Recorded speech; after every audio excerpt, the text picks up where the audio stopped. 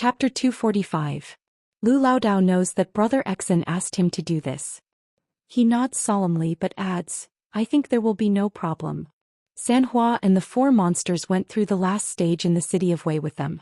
At that time, even Lu Laodao doesn't know if Li Yunxin can get through Yunzi, but the 5 monsters never doubt him. Because of this, Lu Laodao doesn't want to see Li Yunxin's worry come true. He knows that Brother Exen likes to guess people's minds with the most evil intentions, so he tries to do the same. But in the end he still hopes that there will be more beautiful things in this world. Li Yunxin smiles at him and says, then I'm going to do something. Then he floats out of the window like Sanhua. At this time the sky in the east is turning white. Li Yunxin flies in the air for 3 miles before he lowers his body and lands on the water. He takes a deep breath and shouts, come. After a while a person comes out of the water. It is the blind monster Li Xian with mung-bean eyes. Previously, Li Yunxin went to find Bai Yunxin and told him to find a way to survive. Unexpectedly, Li Xian didn't escape. Although he only appeared after the matter was over, it can be seen that he has been following him secretly. He did not expect the demon to have too much courage and loyalty. Li Xian's actions were already a useful subordinate. Therefore he tells him something and asks him to gather the monsters in the lake. Now that he comes out of the water and looks happy, he knows that things are going well. Almost all the big monsters in the Dongting have been caught by him, so those small monsters must obey his orders. Li Yunxin listens to him talking about the situation in the lake and he has some ideas in his mind. According to Li Xian, Bai Yunxin and her servant girl had been wandering in the lake all this time. This makes Li Yunxin a little surprised. Bai Yunxin wants to get the dragon soul, so he can't say, then let me go and have a look. Therefore he only thinks that the dragon soul is affected and there must be a strange phenomenon in the lake. At that time he can go and have a look. He doesn't know where the dragon soul is, but since Bai Yunxin is here she must know. But after hearing Li Xian's words, Bai Yunxin actually didn't have a clue? In his plan, getting the dragon soul from Bai Yunxin is an important part, so he can't make any mistakes. Therefore he decides to have a talk with her. Although the water nationality in Dongting is not powerful, they are still the aborigines in the lake. They are more well-informed. Li Yunxin asked Li Xian and knew where Bai Yunxin was at this moment. She then rode her cloud and headed there. When the sun rose he finally found traces of Bai Yunxin. She and her maid stop on a small island in the lake. The black donkey is walking and chewing among the plants. The 2 witches spread a blanket on the grass and there are some food on the blanket. They are having breakfast. They look like ordinary maids going out for a walk. Li Yunxin, on the other hand, felt that her actions were extremely interesting. The more she thought about it, the more she felt that this demoness was an interesting person. But now was not the time to enjoy these leisurely and carefree feelings. He lands on the cloud and stops 4 or 5 steps away from Bai Yunxin. He asks her, Miss Bai, didn't you want to get the dragon soul? How did it become a lake tour? Bai Yunxin looks at him and doesn't say anything. She just slowly bites a light green mung-bean cake in her hand. The maid rolls her eyes at Li Yunxin. It's none of your business. After all, they are comrades in arms and friends. I have to care about them. Li Yunxin slowly approaches them. He looks at Bai Yunxin and sits down on the other side of the blanket. The maid doesn't look happy. But seeing that her mistress doesn't say anything, she just snorts. Li Yunxin reaches out to pick up a mung-bean cake and takes a bite. Then his expression changes. He has never eaten such a disgusting thing. He doesn't know which hawker made it. But Bai Yunxin can eat it. Not only can she eat it, but she also eats 2 pieces. Then she stops and uses a white handkerchief to wipe her hands. She asks the maid, where did you buy this? The maid thinks for a while. It should be in Ping City. Miss, do you remember? That day was the sacrifice festival. We went to the evening market and saw a girl selling this. You said you haven't tried it before, so you bought a lot. Bai Yunxin thinks for a while. Oh, this is disgusting. Next time we go back, find that girl for me. Then she looks at Li Yunxin. What are you doing? Do you want the dragon soul too? Li Yunxin smiles. I don't want the dragon soul, but I need your cooperation for something. I have some questions I want to ask you. I've been hiding them for a long time. Bai Yunxin frowns and thinks for a while. What do you want to ask? About the ghost emperor. Li Yunxin says, that Emperor Zhou of the Yi dynasty. He was immortal when he was alive. How did you owe him a favor? I can't figure it out. It's very uncomfortable to keep it in my heart. The maid suddenly covers her mouth and laughs softly. She originally looked at Li Yunxin with a slightly anxious gaze, but now it's gloating. Bai Yunxin's expression was calm. You want to know about this? Li Yunxin looks at the sky. Anyway, I have nothing to do for now. Why don't we chat and deepen our friendship? Once this knot in my heart is solved, I can tell you something else. It's not good that I don't know anything about you and then find out that you're involved with Dao Tong. Bai Yunxin straightens and looks at Li Yunxin. This matter. It's interesting. Speaking of this, she smiles. After smiling for a while, her expression calms down. Li Yunxin feels that she's trying to remember something. So he waits for a while. Then he hears Bai Yunxin say calmly, "It should be hundreds of years ago. The last emperor of the Yi dynasty, Lu Xingyang, was a beautiful man when he was young. In such a world, being an emperor is a first-class position. Because of the existence of Dao Tong and Kenzo, Dao Tong wants the world to be peaceful and stable and the population to grow. Thus, they don't want to see the change of dynasties. Due to this reason, there were practically no successful peasant uprisings in the past thousands of years of history. Rebellions that had just begun to take shape would be wiped out by the soldiers. Once the forces of the rebellion grew slightly larger, it would be difficult for a country to suppress them with its power alone. Either the orthodoxies or the sword sects would take action, or the neighboring countries would help. The peace between countries is also like this. Wantonly attacking without permission is to become the enemy of the Shenmen in the world. Thus, the emperors know that their throne is secure forever. They know that the neighboring countries won't easily start a war. They also know that if they make the people in their country have no way to live and starve for thousands of miles, they will be replaced. Under such circumstances, both the emperor and the people are relatively safe. Thus, the last emperor of the Yi dynasty, Lu Xingyang, doesn't know what kind of fate he will face when he is young. Instead, he felt that he would be like his ancestors, living a peaceful and luxurious life. But things start to change in a summer. That summer is unusually hot and there is a great drought. Thus, the emperor decides to go out to see the suffering of the people. In fact, it's mostly for sightseeing. When Lu Xingyang went to Qingzhou's Goddess Mountain, he found an unknown temple on the mountain. The temple had been hidden in the forest for a long time, and the name of the temple had been eroded away. Even the most knowledgeable scholars of the emperor's side could not deduce from the ancient books in their minds who was worshipped in the temple and where it came from. This small episode made the young emperor feel happy. He disregards his attendants and walks into the temple. He finds a portrait in the temple. There is a woman in the portrait.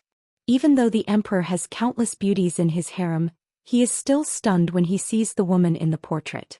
The young emperor's mind is taken away. After staring at her for a quarter of an hour, he sighs and says, "If I can share a bed with such a beauty even for one night, it is worth it even if I have to trade my country for it."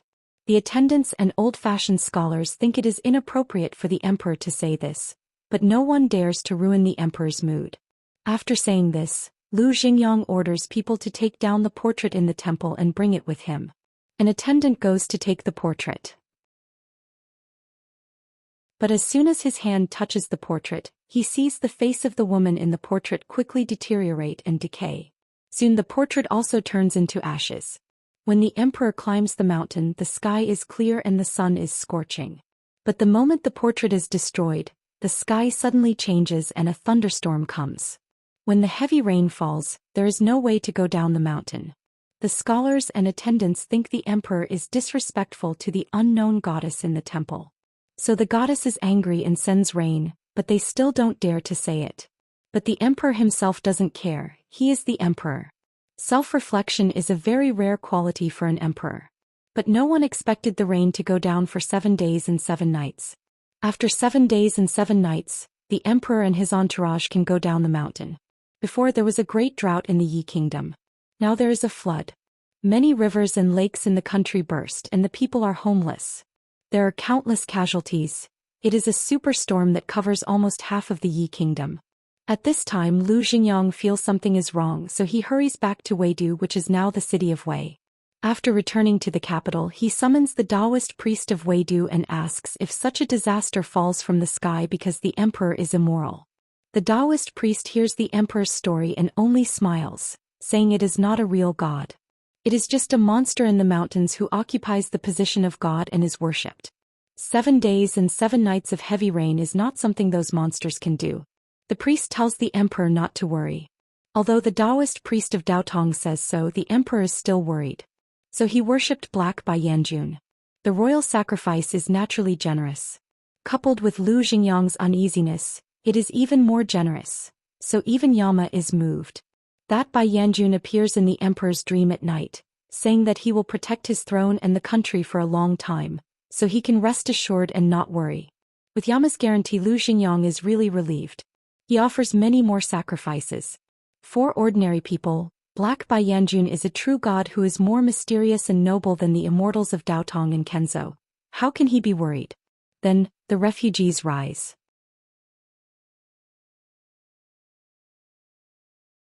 Chapter 246. The uprising of the refugees happened almost every few decades. The Yi kingdom was prone to drought. When times were bad and more people starved to death, some people who didn't know the truth of the world would want to pull the emperor off his horse. But LV Xingyang knew that Daotong and Kenzo wouldn't allow large-scale revolts in the Yi kingdom. He also knew that Bai Yanjun's promise meant that the Yi kingdom would be prosperous for a long time. Thus he sent troops to suppress them first. They suppressed them while comforting them. They killed some and helped others. In the end, the revolts would disappear without a trace. But 6 months later, LV Xingyang received news that the revolting refugees didn't disappear. Instead, they became even more powerful. At that time, the officials of the Yi kingdom knew that the refugees couldn't shake the country. Thus, they covered up the reports and weren't worried. There was no precedent for this in thousands of years. How could they appear in the Yi kingdom now? As a result, the number of rebels had reached 40,000, and they occupied the territory of 6 prefectures. The leader of the rebels was named Song Dunka. His hometown was a county called Qinyang. Thus, after taking over 6 provinces, he publicly proclaimed himself emperor. The name of the country was Qing. The emperor finally grew anxious and asked for help from Daotong and Kenzo. But the Daoist in the capital of Wei only said that he would report to his sect. Then he said that the emperor could take care of this himself. It was just 40,000. What was there to be afraid of? Another 3 months passed like this. The matter became more and more serious. The rebel army took over 6 provinces and 18 prefectures. They almost took over a third of the Yi kingdom. The soldiers at the front lines reported that the rebel army even had demons and people who knew Daoist spells helping them. The soldiers of the Yi kingdom were no match. The emperor asked for help from Daotong and Kenzo. But then he realized that things were bad. At some point in time, the cultivators in Daotong and Kenzo's camp in the Yi kingdom, they were all gone. LV Xingyang finally realized his fear, because this meant that Daotong and Kenzo had tacitly agreed to this. Daotong and Kenzo wanted to change dynasties. Then came the war between Qing and Yi that lasted for several years. In the intervening years, something else happened. The emperor sat deep in the palace. Seeing the battle reports from the front lines that were not optimistic, he was naturally not in a good mood. Therefore he often went there to relax. He pretended to be an ordinary person and walked in the streets of Wei City. He saw many people and things. The pressure of the subjugation of his country and the worry for the future finally allowed him to seriously experience the sufferings of the common people. He knew how the common people lived their days, years, and lives cautiously. This gave him a unique temperament. He had the noble and imposing aura of an emperor, but he also had the magnanimous aura of someone who cared about the country and the people. Then he met a demon. The demon's name was Bai Yanjun. LV Xingyang was a handsome man, and he had a special temperament that few people in the world possessed. On the other hand, Bai Yanjun and her maidservant had always been wandering around the world, and they loved all kinds of interesting and novel things. She quickly liked the last emperor of Yi dynasty. Although a demon's liking was different from a human's liking, no one knew if Bai Yanjun treated him as a special plaything. But the demoness finally knew his identity and troubles. She realized that she had encountered an interesting matter that was hard to come by in 1,000 years. LV Xingyang also knew that this woman was not a human, but a powerful demon. He asked Bai Yanjun if she could help him protect his kingdom. Once the world was settled, he would worship her with the incense of the entire Yi kingdom. The change of a dynasty was hard to come by in 1,000 years, so it was very interesting. Bai Yanjun happily agreed. And then, This Bai Yunqin also disappeared. What happened next was recorded in detail in the history books. The Yi kingdom was destroyed, Wei city was broken, the city was massacred, and Emperor Yi died in the purple gold palace. Li Yunqin also knew that what happened before was probably not made up. After killing Yunzi, Bai Yanjun once told him why he was helping the ghost emperor. According to what Bai Yanjun said, he owed the ghost emperor Lv Xingyang a favor. Now Bai Yunqin's words and Bai Yanjun's words confirmed each other. Bai Yunqin said these words for a long time. Her tone was calm and a little jumpy. It could be seen that when she recalled the time she spent with Emperor Yi, she felt it was a happy memory. When she stopped, it was already noon. But the three demons were in the lake. They didn't feel hot. Instead, they felt cool. Li Yunqin narrowed his eyes and thought. He couldn't help but ask, does it have anything to do with the portrait in the ruined temple on Qingzhou's goddess mountain? Bai Yunqin thought, I don't know. Li Yunqin nodded. He thought about it and asked again, so you're saying that the reason you helped me and the ghost emperor stop the people from the sword sect was because you owed Lu Xingyang a favor? Then the question is, you promised to help Lv Xingyang. Why did you disappear? My adoptive father didn't allow it. Li Yunqin thought Bai Yunqin needed some time to decide whether to tell him or not. He didn't expect that she would say it without hesitation. I didn't know the reason at that time. I only heard Lv Xingyang's words and thought it was the rebellion of the refugees. But after I promised him, I realized it was the general trend of the world. Those people wanted to change the dynasty. But my adoptive father didn't say why. Li Yunqin understood that those people Bai Yunqin mentioned referred to Dao Tong and Kenzhou. This and the destruction of the Yi dynasty hundreds of years ago made him frown. He felt something was wrong. It was not that he was paranoid, but the old capital of the Yi dynasty was in the city of Wei. The dragon soul was in the Dongting near the city of Wei. The Lord Dongting was also in the Dongting. Bai Yunqin also came to the Dongting. Recently, everything happened near the city of Wei. So many people and things happened in such a small area. Li Yunqin felt that these seemingly unrelated things that happened in different periods and forces actually all revolved around one thing or one reason. Now he knew more and more, but he was also more and more confused. Every time he felt that he was about to reach the answer to the riddle, he would find that the so-called answer to the riddle was actually just a factor of that matter, just before the blink of an eye. The last emperor of the Yi dynasty, Lv Xingyang, disrespected the portrait on the goddess mountain. Then it rained heavily in the blink of an eye. The refugees revolted and he was abandoned by Dao Tong and Kenzhou. There must be something fishy about it. Now Li Yunqin was the Dragon King. He knew what the rain was all about. Dragons could all reign, but their abilities were different. For example, he was a dragon's son in the realm of truth and he cultivated Taoism. He gathered so many grievances in the city of Wei to make a storm. It was not hard, but it was not easy either. With his Taoism, he could make a light rain covering the entire city of Wei and Dongting. He could also make a moderate rain with a smaller coverage. If he made a storm, it could only cover the city of Wei. He thought it was impossible for him to make a superstorm that lasted for 7 days and 7 nights. He didn't know who could do it. He didn't belong to this world before. He used to see the weather cloud picture. A big earth covered with white clouds. The big ones were as big as a continent and the small ones were as big as several provinces. Therefore, it was hard for him to imagine that no matter how powerful a demon was, could he make a super heavy rain covering almost half of a country and lasting for several days. There were dragon kings dressed up as demons everywhere in the world. But most of those dragon kings were of the water nationality, and they were born with the ability to make clouds and rain. However, it was also limited. A dragon king in a small river might be able to produce a large area of light rain every month if he exerted all his strength. Fortunately, there were many demons and the quantity could offset the quality. Taoist priests could also pray for rain. But if they prayed for rain, it was pure hooliganism. Taoist priests themselves couldn't make clouds and rain. In Li Yunqin's view, this was easy to understand. Rain clouds that were usually very low, when you looked up, you would feel that they were on the roof of your house and you could touch them by raising your hand. In fact, they were 1 or 2 kilometers high. Those Taoist priests of wills and emptiness realm who lived in Jianghu couldn't even fly, let alone affect the condensation of water vapor in such a high sky, especially on a super large scale.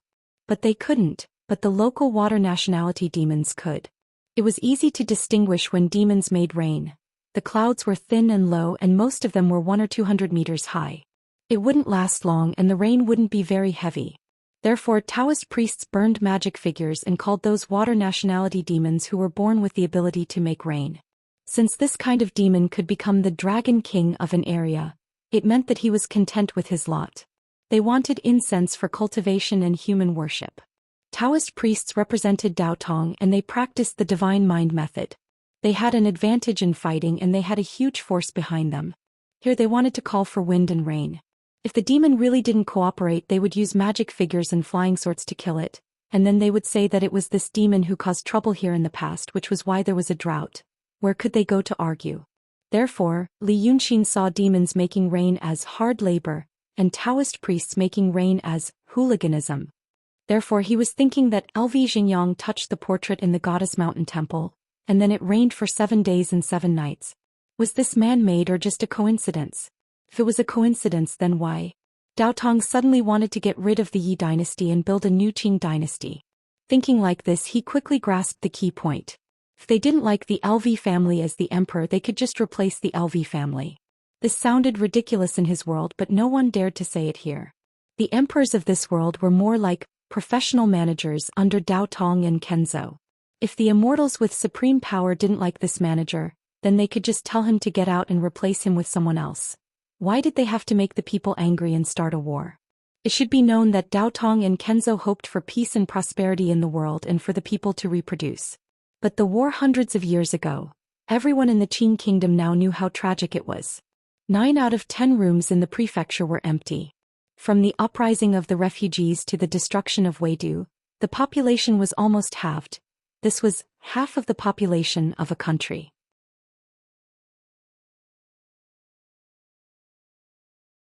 Chapter 247. So Li Yunxin thinks the key is the half of the population. Now he knew that man was a good thing and so was life. Daotong and Kenzo can get fresh blood from people. They can also kill. So many people had died, so much resentment, they couldn't just let it dissipate in vain.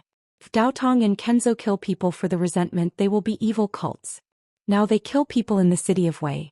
Maybe they will ask someone else to take the blame or find other excuses. But it is hard to find an excuse to kill people in the Yi kingdom. In that case, changing dynasties would be a very, very good method. They didn't kill people.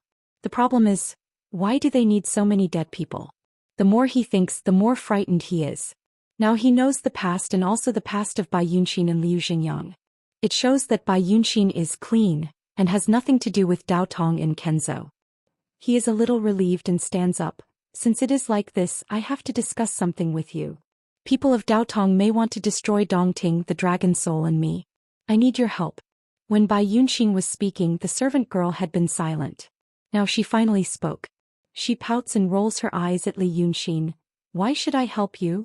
This little maid was most likely very favored. But Li Yunxin is not in the mood to argue with her. He just looks at Bai Yunxin. Seeing her think for a while, he lowers his eyes. How? I don't know what will happen in the lake if the dragon soul is taken away. But I'm afraid that people of Daotong will notice the strange phenomenon and take action in advance. Li Yunxin says, I hope you can take away the dragon soul when my plan succeeds. Hearing his words, the little maid stares at him. She looks at him for a while and says, well, you are a demon now. Humph, you were a human before. You are so evil. My miss left late. If she got hurt, who could she go to? Bai Yunxin only looked at him without saying a word. The maidservant helped her say the question that she found difficult to ask. Li Yunxin was silent for a while, then stood up. He looked down at Bai Yunxin and her maidservant. The 2 demonesses in human form looked petite under the sunlight, as if they were 2 powerless ladies from rich families. He let this feeling linger in his heart for a while and said, if I can escape unscathed, I will find a way to settle your marriage. The maid was taken aback. She first turned to look at Bai Yunxin, then at Li Yunxin. Then she jumped up like a cat whose tail had been stepped on. Do you know what you're talking about? Huh. However, Li Yunxin was still looking at Bai Yunxin, who was sitting quietly. No matter what reason you have to accept your adoptive father's arrangement, I will find a way to settle your marriage. I mean, I will not leave any future trouble and solve it completely. The young maidservant snorted. You are so arrogant. Li Yunxin turned to look at her and smiled. Little girl. Little girl, you and your miss helped me before. I remember that. But if you make trouble again, I will throw you into the lake. The maidservant followed by Yunshin. It was probably the first time someone talked to her like this. She was furious and grinned, showing her sharp demon teeth. How dare you? Li Yunshin let out a sigh and casually grabbed her. He was so tall that he almost lifted the young maidservant up. He lifted her up and patted her chest 3 times at lightning speed. Then he exerted more force. Like a cannonball, the little maid was thrown far, far away by him. After 2 breaths of time, a needle-like column of water appeared where the sky and the water met. Bai Yunshin did not stop him. She just looked at him quietly. After Li Yunshin patted his hands again, he looked up and said, "My adoptive father is the golden-winged rock king." Do you know what you just said? Li Yunshin smiled. Where there is a will, there is a will. Although that girl is talkative, she wanted my help last night. I'm just a monster in the real realm. Compared to the Rock King, I'm probably as weak as an ant. But now that she's hinting at me in such an earnest way, it means that I can help her with this, right? I thought about it for a whole night. I feel that helping you is also helping myself. So don't refuse me. Why don't you promise me to help you and then promise me to help me? Everyone will be happy and mutually beneficial. Isn't that perfect? Bai Yunshin was silent for a while. Then she smiled. You are a demon in the true state, she said in a low voice. Her tone was like a person sighing in a low voice. It had the strange slyness of a demon. She said again. At the same time she stood up and looked at Li Yunshin. I will take the dragon soul in 10 days. 10 days, is that enough for you? Li Yunshin frowned slightly. It's a little short. The demoness laughed and flew up to the cloud. If you can't do it in 10 days, how can you help me in the future? She waved her hand again. The little black donkey on the grassland was rolled up to the cloud. At the same time 2 black dots fell from the sky. Li Yunshin hurriedly dodged. When he looked again, it was the black donkey that was scared when it was rolled up to the sky.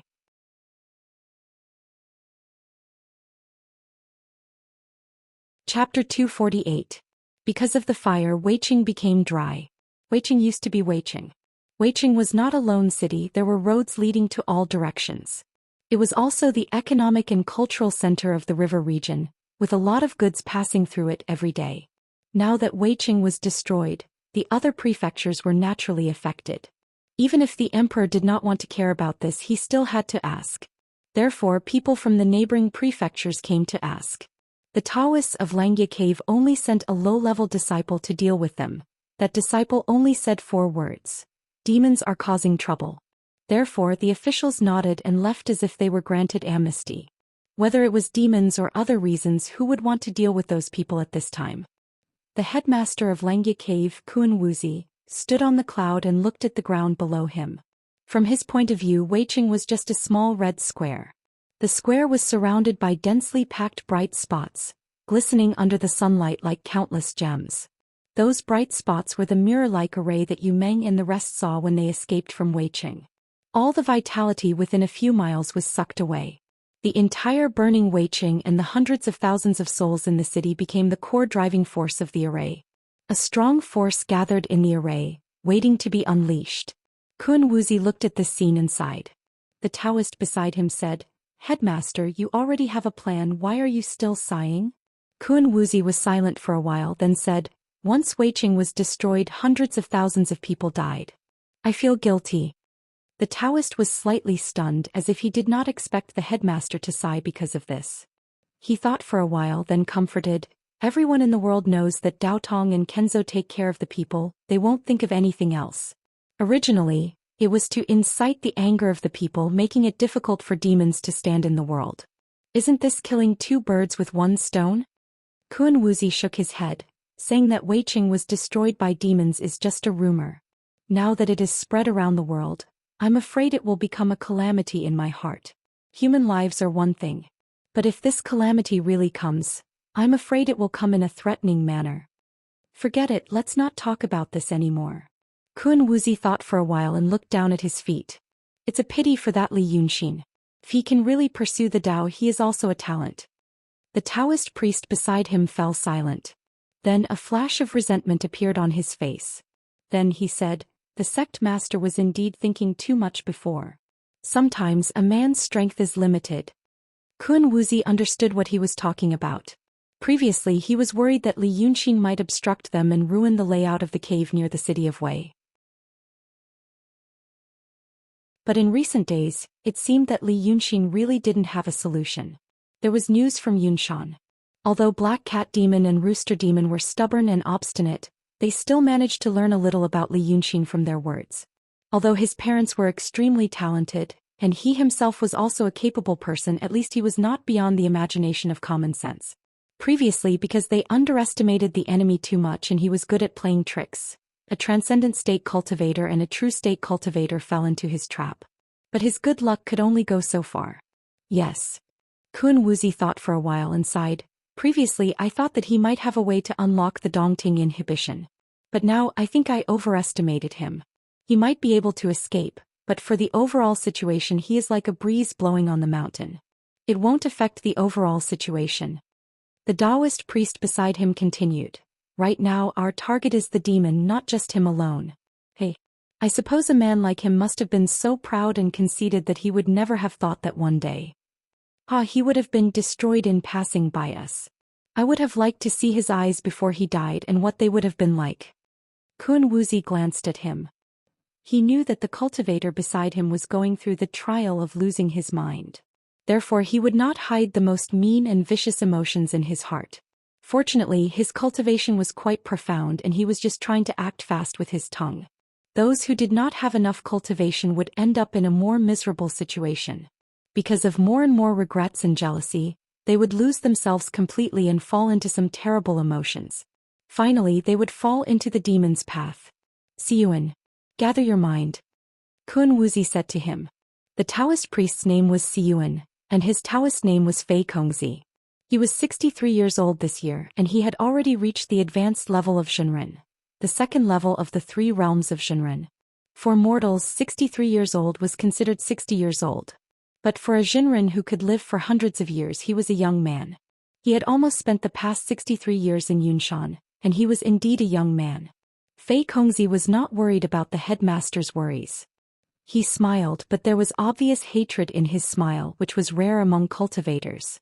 I can't gather my mind during the trial of losing my mind, headmaster. This trial is probably the last chance for me to experience the pleasure of the mortals before I enter the Xian state. Therefore I don't want to gather my mind. My junior martial sister Ling Kongzi was harmed by Li Yunxin and she lost her body. Even though she is not willing to become my Dao companion, my feelings for the mortals are real. After I pass the trial of losing my mind, it will be hard for me to be moved again. I might as well take this chance to indulge myself. Once I succeed, I will find Li Yunxin, and let him have a taste of what I am experiencing now.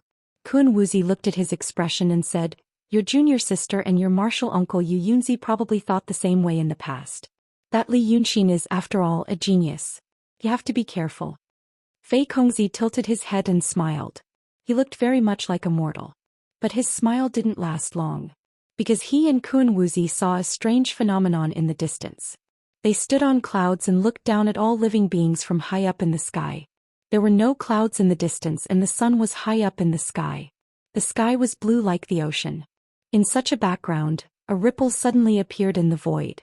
The transparent ripple was especially eye-catching in the eyes of cultivators. Kun Wuzi and Fei Kongzi frowned at the same time and shouted, who is it? Profound realm cultivators were supposed to be calm and indifferent, and their expressions wouldn't change even if Mount Tai collapsed in front of them. But the problem was, even profound realm cultivators hadn't seen such an escape technique. A cultivator naturally couldn't be proficient in all the techniques in the world, but just like what Li Yunxin said in the past, many things had the same principles and you would always know why it was like this. And now, the reason why profound realm cultivator Kun Wuzi lost his composure and shouted was because he couldn't see through the opponent's technique. The person quickly revealed himself. Or rather, it was just a wandering soul. A wandering soul without a body should be a Yin god or a ghost cultivator. But Kun Wuzi didn't feel the resentment that was unique to ghost cultivators from this wandering soul. Sect Master Kun Wuzi. This semi-transparent wandering soul bowed in the air. This place was already 1,000 meters in the sky and the wind was very strong. But this wandering soul seemed to be outside of heaven and earth and didn't move at all.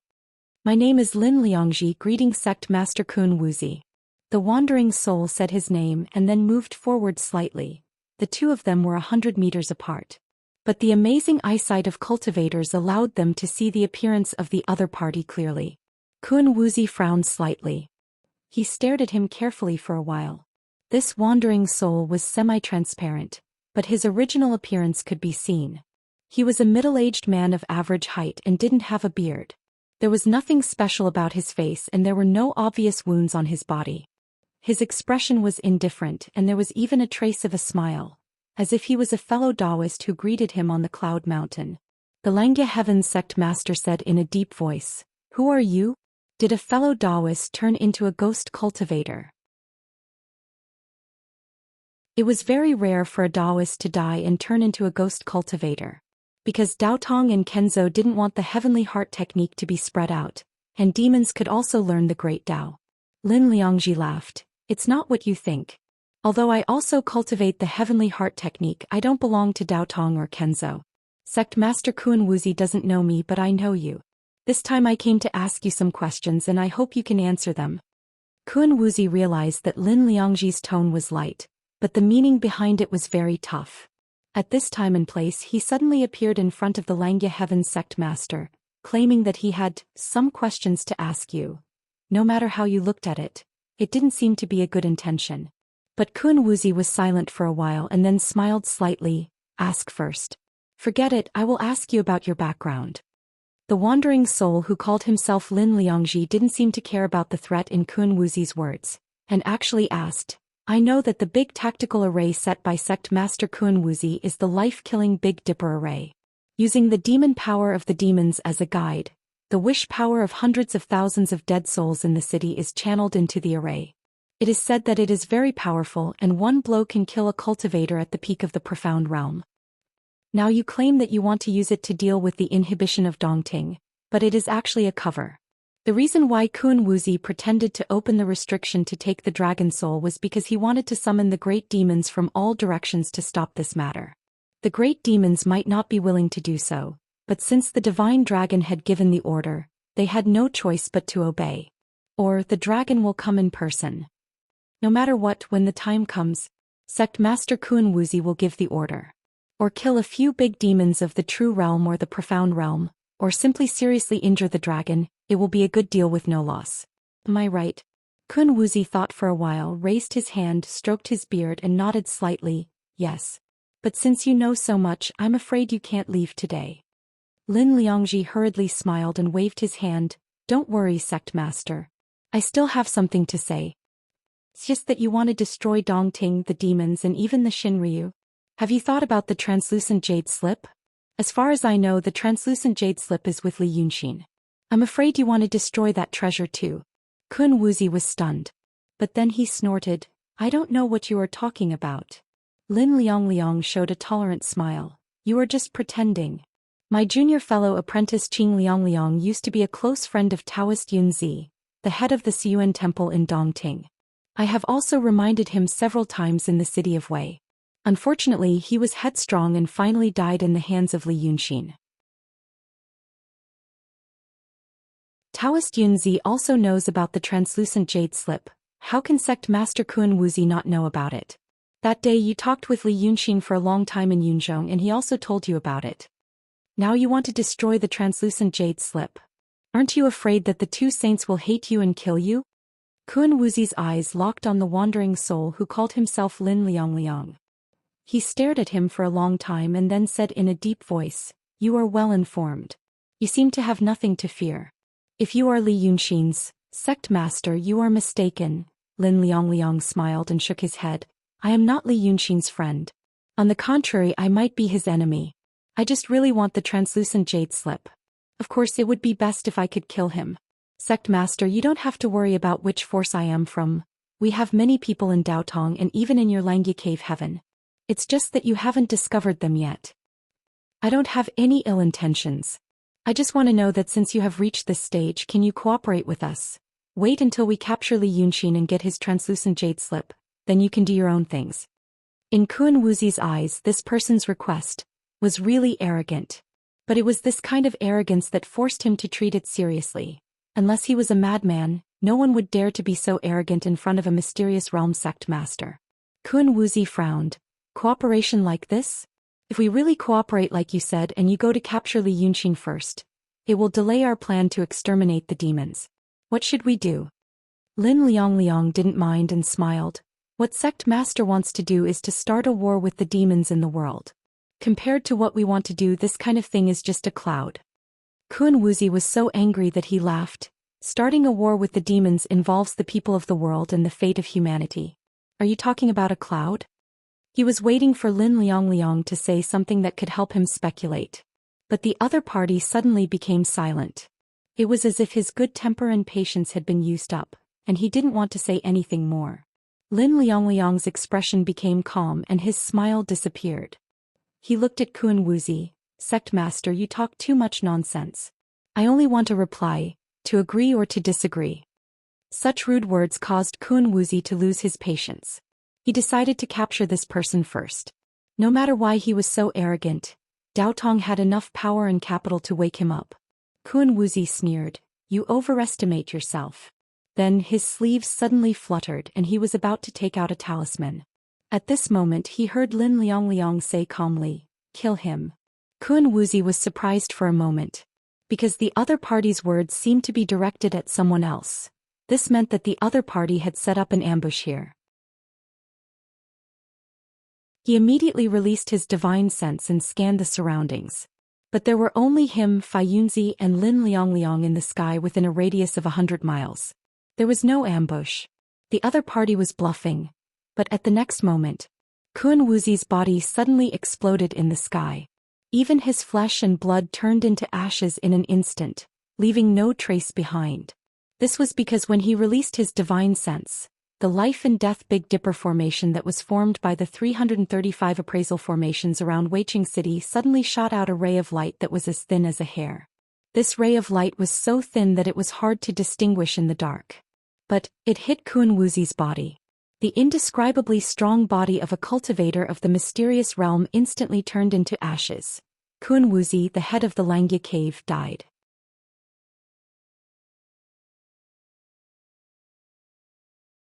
Chapter 249. The gale caused by the explosion of Kun Wuzi's body lasted for half an hour before it dissipated. If it was on the ground, this gale would have destroyed all man-made structures within a radius of 100 miles, leaving not a single trace behind. However, at this moment they were thousands of meters high in the sky. Only 2 people were affected by the gale, Fei Yunzi and Lin Liangji. But the 2 of them didn't seem to be afraid of the gale. They even talked in the gale. Lin Liangji frowned. He didn't seem to be happy that he killed Kun Wuzi so easily. Did you catch him? Fei Yunzi was silent for a while. His eyes were absent-minded as if his soul was wandering the world, looking for something. After 3 breaths, his eyes lit up again and he became alive again. No, it's troublesome. He frowned and sighed. The mysterious realm is indeed unfathomable. Fei Yunzi was of the same generation as Yunzi and was regarded by Kun Wuzi as the candidate for the next Heavenly Grotto sect master. At this moment he was talking to the mysterious Lin Liangji as if he was talking to an old friend. Lin Liangji thought for a while. But his body was destroyed by the life-killing Big Dipper formation. His soul was also injured, right? Yes. But we didn't expect him to be able to escape. Now it's hard to say whether he has any protective magic treasure or not. Just now, when his body was destroyed, I sensed a trace of his soul heading east. Fei Yunzi squinted his eyes and looked east. He sighed. Forget it. A trace of his soul. It won't be a bad thing to become a ghost cultivator without any consciousness. These days I had to help him with the formation and also did something under his eyes to accumulate power for this attack. Mistakes are inevitable. Lin Liangji accepted his explanation. The 2 of them didn't speak anymore. They stayed in the air for a long time. Until the gale in the sky gradually dissipated. Lin Liangji floated forward and stood a few meters away from Fei Yunzi. Then he solemnly cupped his hands and bowed to Fei Yunzi. He said, then, Junior Marshal Brother Fu Liangji. You have been in Dao Tong for 46 years. Now you have finally succeeded. You have worked hard. Congratulations. Fei Yunzi, who was called Lucky Liangzi by Lin Liangzi, was silent for a while before a mocking smile appeared on his face. Is this considered a success? According to the elders, this was only a small step. But he raised his head and let out a long breath. You've worked hard indeed. Next step. I still want junior martial brother to continue lurking in Daotong, Lin Liangji said, but not as a Fei Yunzi but as a Kun Wuzi. Fei Yunzi was slightly startled. Kun Wuzi? He is in the profound realm. He frowned. I possessed Fei Yunzi and helped him cultivate from the emptiness realm to the true realm. Now that I'm the son of Kun Wu, I can say that I'm restraining my power, and I can avoid revealing any flaws during the battle. But this physical body. Don't you know that the physical body of someone who has mastered the mystical realm is already very difficult to destroy? Just now, the life and death grand formations attack had consumed the yang qi of 100,000 people. How can I disguise myself as the son of Kun Wu with this body? Lin Liangji smiled and tossed something out. This thing looked very small, as big as a fingernail. But when it was in front of Fei Yunzi, it had become as big as a person. And this was indeed a person. It was the son of Kun Wu. In other words, it was a person who looked exactly the same as the son of Kun Wu. One of the elders offered his body. Lin Liangji said with a tone of admiration, awe and emotion, in terms of strength it's even stronger than the body of Kun Wuzi. You can use this body. Disguise as the son of Kun Wu and continue to stay at the Dongting. When we catch Li Yunxin, we will act according to Kun Wuzi's plan. Kill as many demons as they come. Best. Lin Liangji laughed, asked Daotong Kenzo and demons to kill them all. Fei Yunzi stared at the body in front of him for a long time and then sighed helplessly. After this breath, the body of Fei Yunzi suddenly lost its vitality and fell from the sky. Lin Liangji raised his hand and smashed it in the air. Kun Wuzi came back to life. He coughed a few times, moved his hands and feet and sighed again. Alas! When will it end? After thinking for a while he said, Fu Liangji. It's been a long time since someone called me that. I almost forgot my own name. Now when I think about our Taoist name again I always feel weird. Lin Liangji frowned and looked at him, saying warily, the elders have their own reasons. Junior brother, your words. I don't like it. Don't let the people and things in Daotong blind your heart.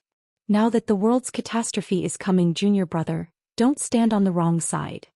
Fei Yunzi was stunned. Catastrophe? Didn't the elders say there's still? Lin Liangji didn't want to talk about this topic anymore. He smiled coldly and said, do your job. Our time is coming soon. Li Shan was walking in the lake. According to Li Yunxin, his real body was an electric eel, not an ordinary eel. But he didn't care about it. Demons rarely cared about their origin. According to Li Yunxin, he wanted to gather the demons in the lake and then do a big thing. This big thing was a part of Wei River Dragon King's plan. He wanted to unify the demons and then be used by Dragon King. He chose to go to his former cave, Shipwreck Valley. Although most of the experienced demons there had been killed by Li Yunxin, there were still some small monsters who had just matured.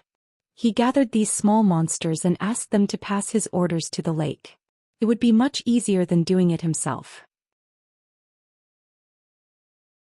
After all, the big demons in the lake had been plowed clean. His reputation as the 10th young master was even more well-known than that of Wei River Dragon King in Dongting.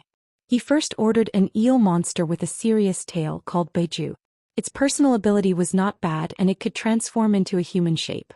It was supposed to be a monster general, but it was just too lazy to pay attention to it. He didn't expect that it was still alive. Now it could be used. He first told Beiju what he was going to do and gave it a lot of tokens.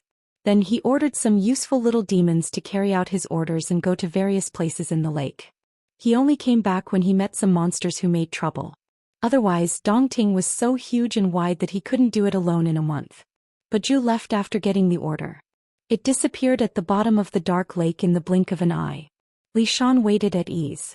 He waited until 2 days later. All the demons in the lake that could be counted had gathered together. Lord Dongting had been operating in the lake for thousands of years, and the lake was rarely disturbed by Daoists and swordsmen. Because of the dragon soul and Lord Dongting in the lake, the monster energy was naturally strong. Therefore there were a lot of water monsters in Dongting. Not counting those killed by Li Yunxin that night, there were 300 demons who could transform into a human shape gathering in front of Li Shan now. It was a terrifying number for the world of Dongting. Li Shan used to want to see this result the most. Let the demons in Dongting surrender to him. Now half of this wish had been fulfilled, because the other half belonged to the Wei River Dragon King. When he got out of his shipwreck valley, he saw those aquatic demons gathered together and whispered to each other. He didn't know what they were talking about. He also saw the eel monster called Baju came to him and said, "10th young master, everyone is here. Just wait for 10th young master's instruction on what to do next." This Baju was eloquent. He was even clearer than those small monsters who gave orders before.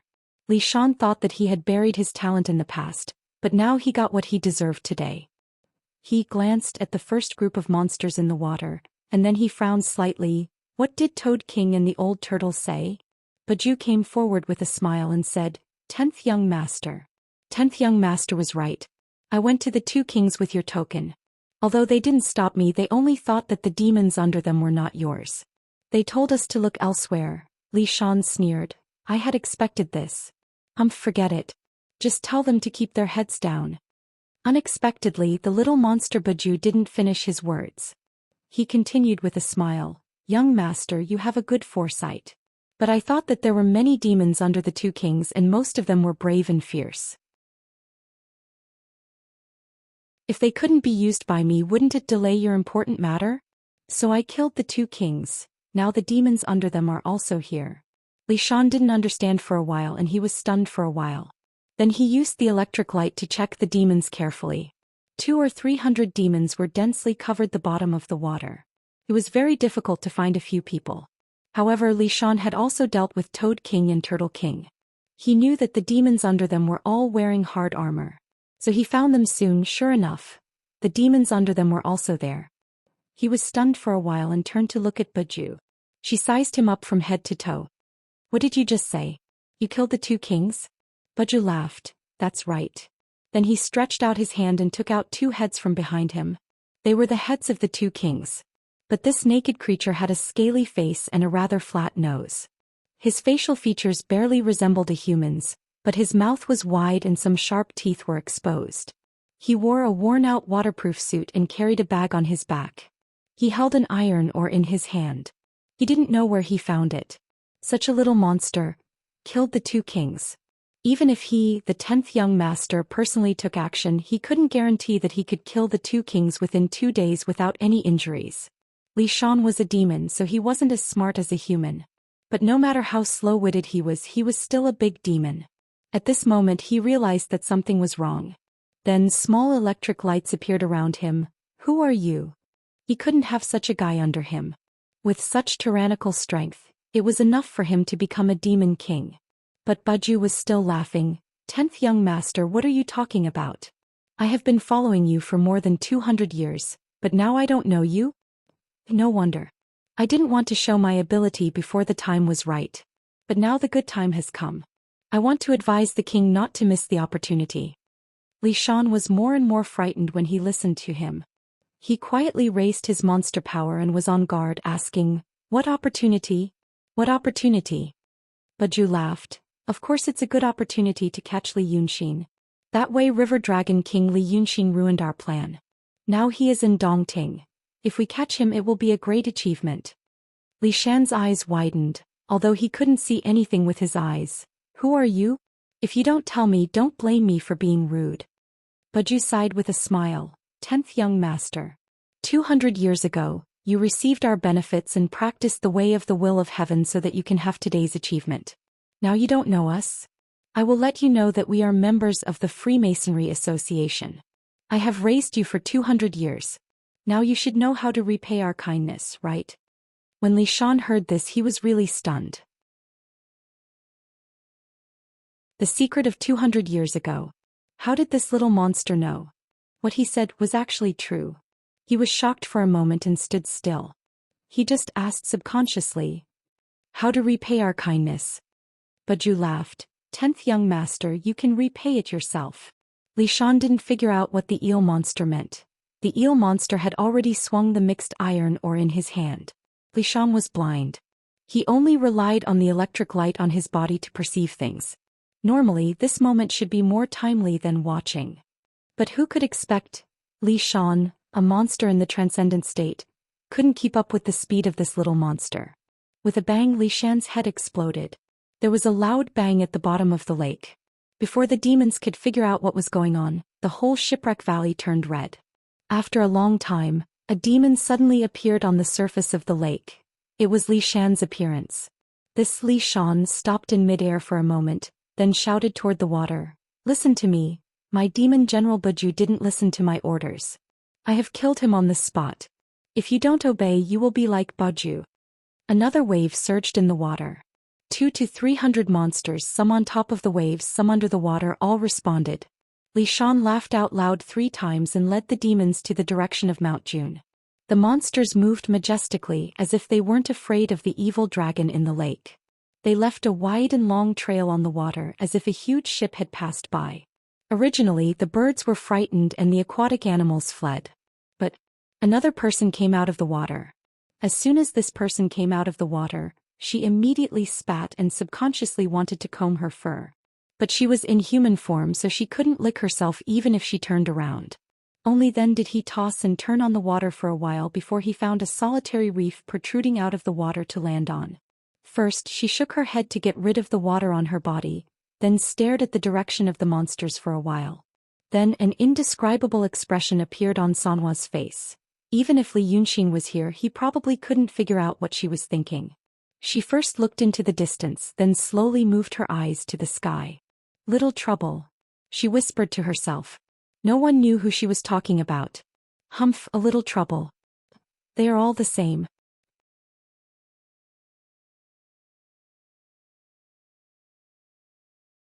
Chapter 250. The Li Shan, transformed by the eel monster Nakaho, is also a brave and ruthless character. He leads a group of monsters to Mount June. When he arrives at the water, his face changes and he shouts, my king, I've brought them all." Just now, when Nakaho killed Li Shan, it was at the bottom of 100 meters deep. At that depth, it's dark and there are many aquatic plants in Shipwreck Valley, so people can't see clearly. These aquatic creatures were born with poor eyesight. Therefore, no one knew that this 10th young master Li Shan was a fake. They only thought that the 10th young master Li Shan had killed him because she was angry that Mauricio had done something unpleasant to her. He shouts like this 2 or 3 times and Li Yunxin appears from the hall. First, he looks at these demons. They have all transformed into human beings. But they don't look like human beings. Then he looks at Li Shan. The look on his face is much more lively than before. At this moment he is looking at Li Yunxin with a complacent face as if he is asking for credit.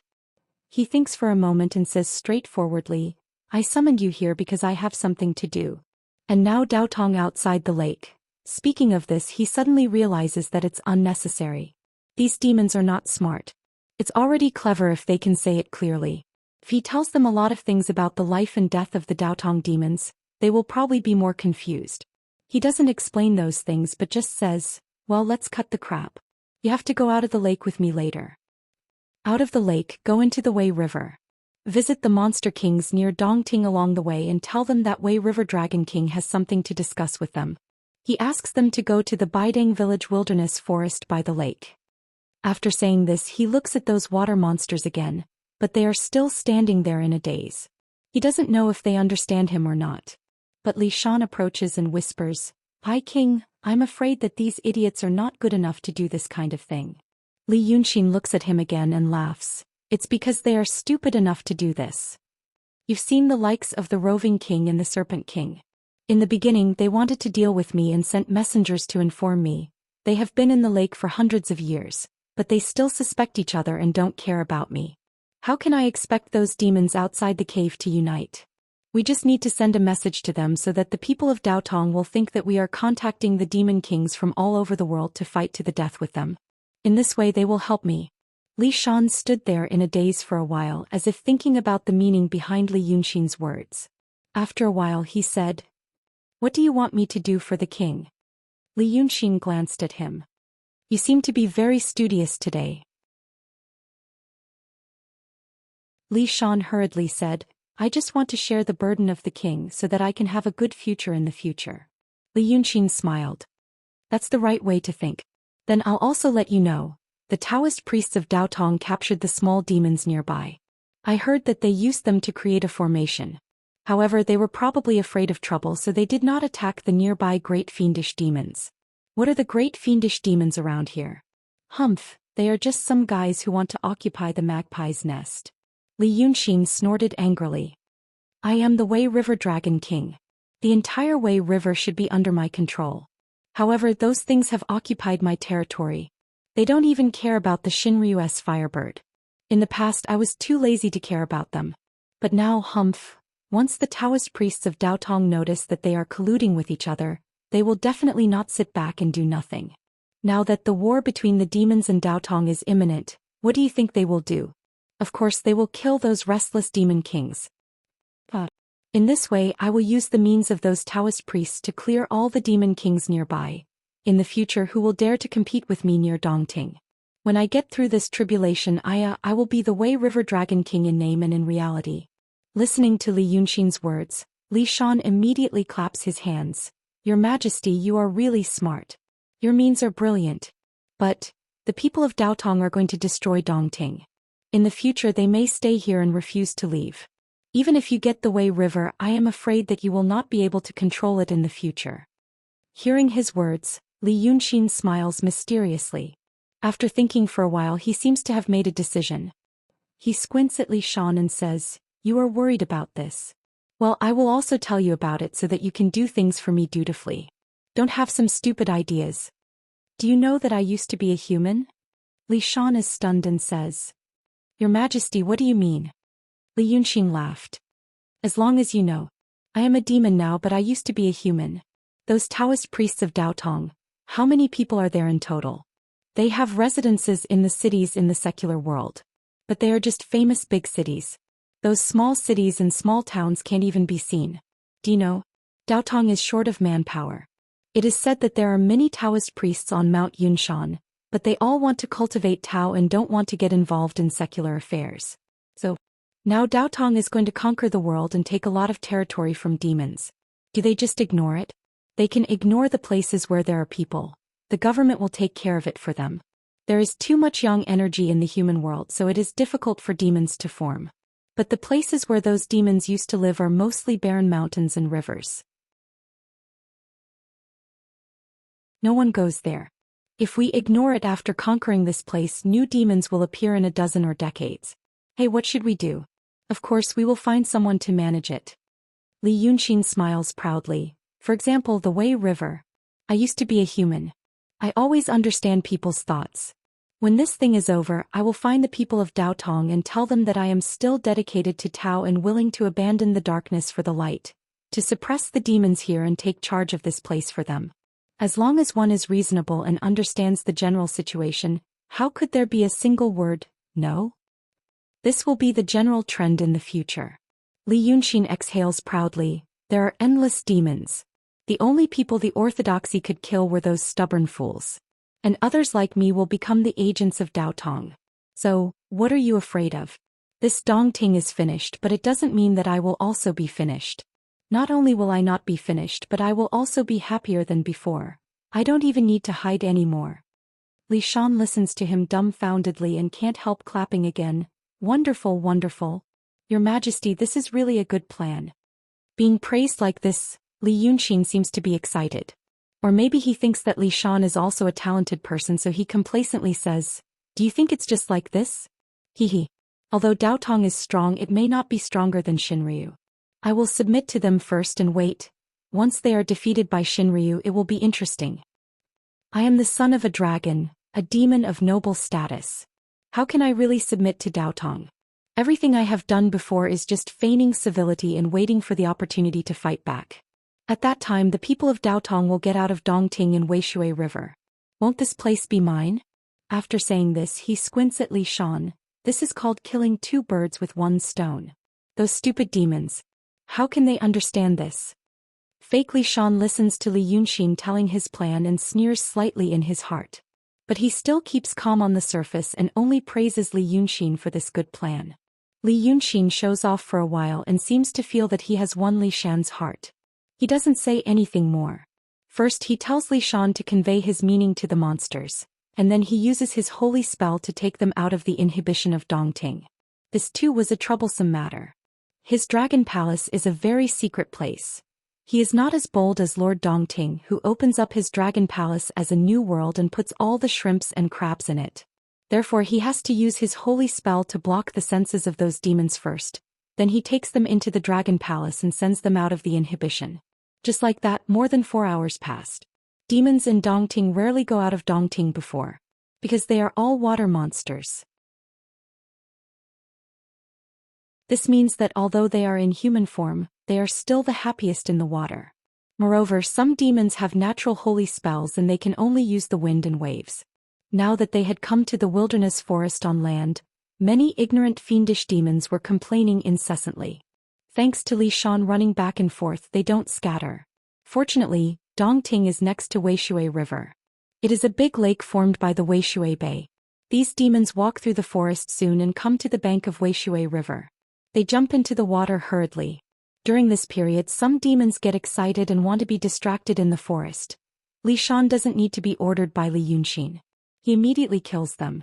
Li Yunxin sees that he is smart and decisive, so he is relieved after the demons enter Weishui River.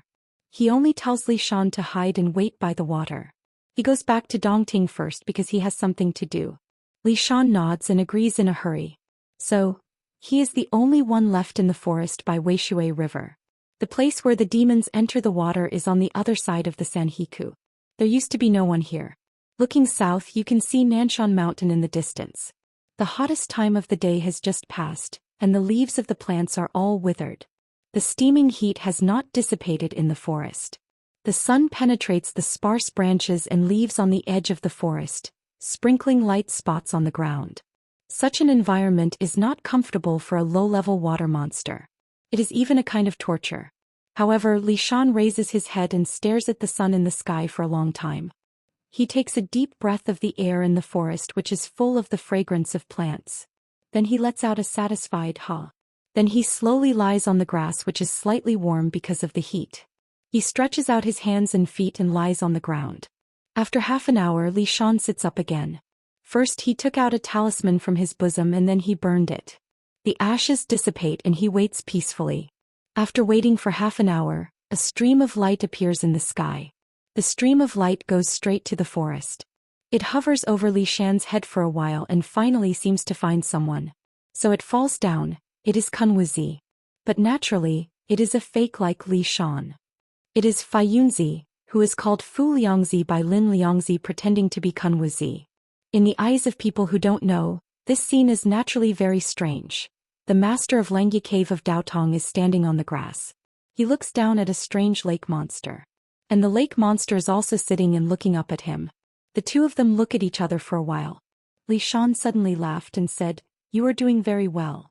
When we separated decades ago, you and I were both in the transcendent state. Now I am just at the peak of the transcendent state. Senior apprentice brother, you are already..." He suddenly sat up and stared at Kun Wuzi carefully for a while. His expression changed and he said, "Your body? What happened to it? Did you take over Kun Wuzi's body? How did you do it?" Kun Wuzi sighed and said, "It really is you. Sai, I haven't seen you for many years. I almost forgot that your Taoist name is Tan Liangzi. This body of mine wasn't possessed. It was an elder who gave up his own body and gave it to me. You don't have to be too surprised. But now you can."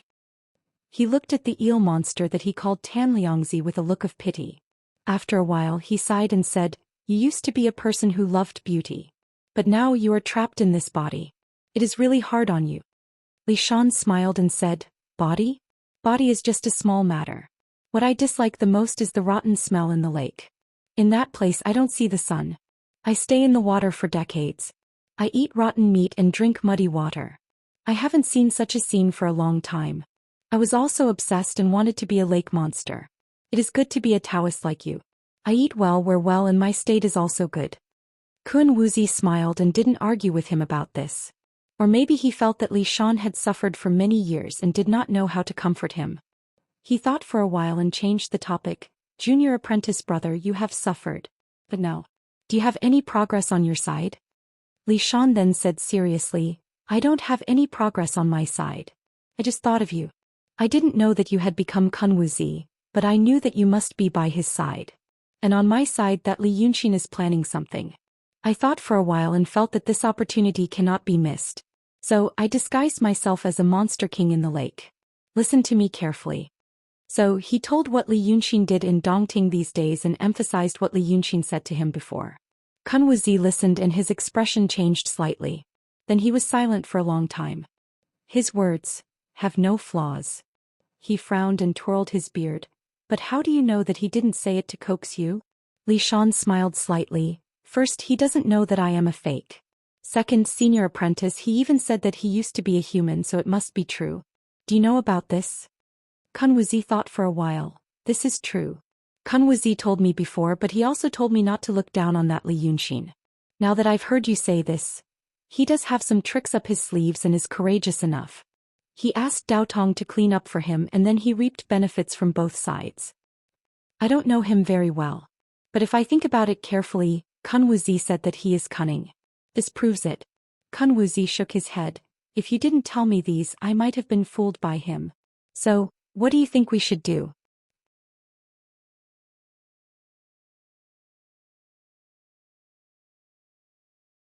Chapter 251.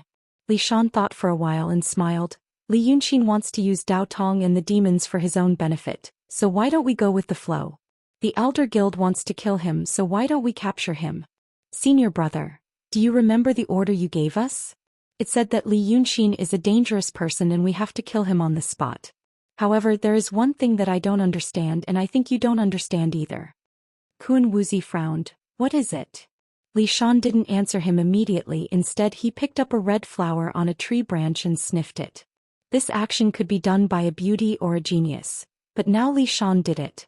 One must know that Li Shan's face was originally quite comical. Now he looked even more comical. However, Kun Wuzi's expression changed slightly, which turned into one of pity. He silently watched as Li Shan sniffed the flower and crushed it into red mud in his hand. He then continued, why did the Elder Council give the order to kill Li Yunxin? In the past, Li Yunxin had the clear jade scroll on him, and we didn't hesitate to use one of our connections in Daotong to kill his parents just to get that scroll.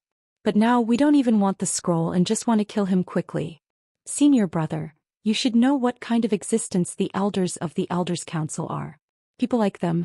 Why would they be afraid of a small Li Yunxin? What did he do in Weiqing? Kun Wuzi frowned because of his words. After thinking for a while, he raised his head and said, Senior brother Lin Liangji told me before. He killed someone in Weiqing. That person was a son-in-law of the Yu family. He made the black medicine. As for the black medicine, Senior brother Lin Liangji didn't have any evidence, he just guessed that Li Yunxin passed it to him. Now that I think about it, it should be one of Li Yunxin's hidden chess pieces. He suspected our existence and placed it on the table. In the end we fell into his trap. If there is a reason, it should be because of this. Kun Wuzi thought about it carefully and frowned. But for something like the black medicine, I really don't know why the elders would place such importance on it. Similarly, the Pill Cauldron sect of the Prime Clear lineage also has a similar dermic formulation. It's called gunpowder. It's made into pellets and supplemented with spiritual qi to injure people. In reality, its power isn't that great. Li Shan nodded. I'm also puzzled. However, there was still a difference between the two of them. Senior martial brother, think about it. Daodong's Heavenly Heart technique is a secret technique that cannot be passed down. It had been a few thousand years, but who had ever heard of a rogue Daoist learning that technique? The methods of the Pill Cauldron sect of the Prime Clear lineage should have been passed down in the Pill Cauldron sect for generations, like an ancestral memorial tablet, not daring to change it easily. However, when Li Yunxin taught the black medicine technique to the Yu clan's son-in-law, it might have spread among the common people. Li Shan looked at Kun Wuzi. This is probably the difference. But even though this was the difference, I still didn't understand the deeper meaning behind it. The elders possessed remarkable abilities, so why would they be afraid of this? So, I wanted to capture Li Yunxin alive and interrogate him about the crux of the matter. Kun Wuzi was slightly stunned. Then he frowned and shouted at him in a deep voice, Junior martial brother. Are you crazy? Do you want to disobey the elder's decree? Li Shan was silent for a while, then a smile appeared on his face. It's like this, senior martial brother. I want to disobey the elder's decree. But who knows? Now, senior martial brother, you know.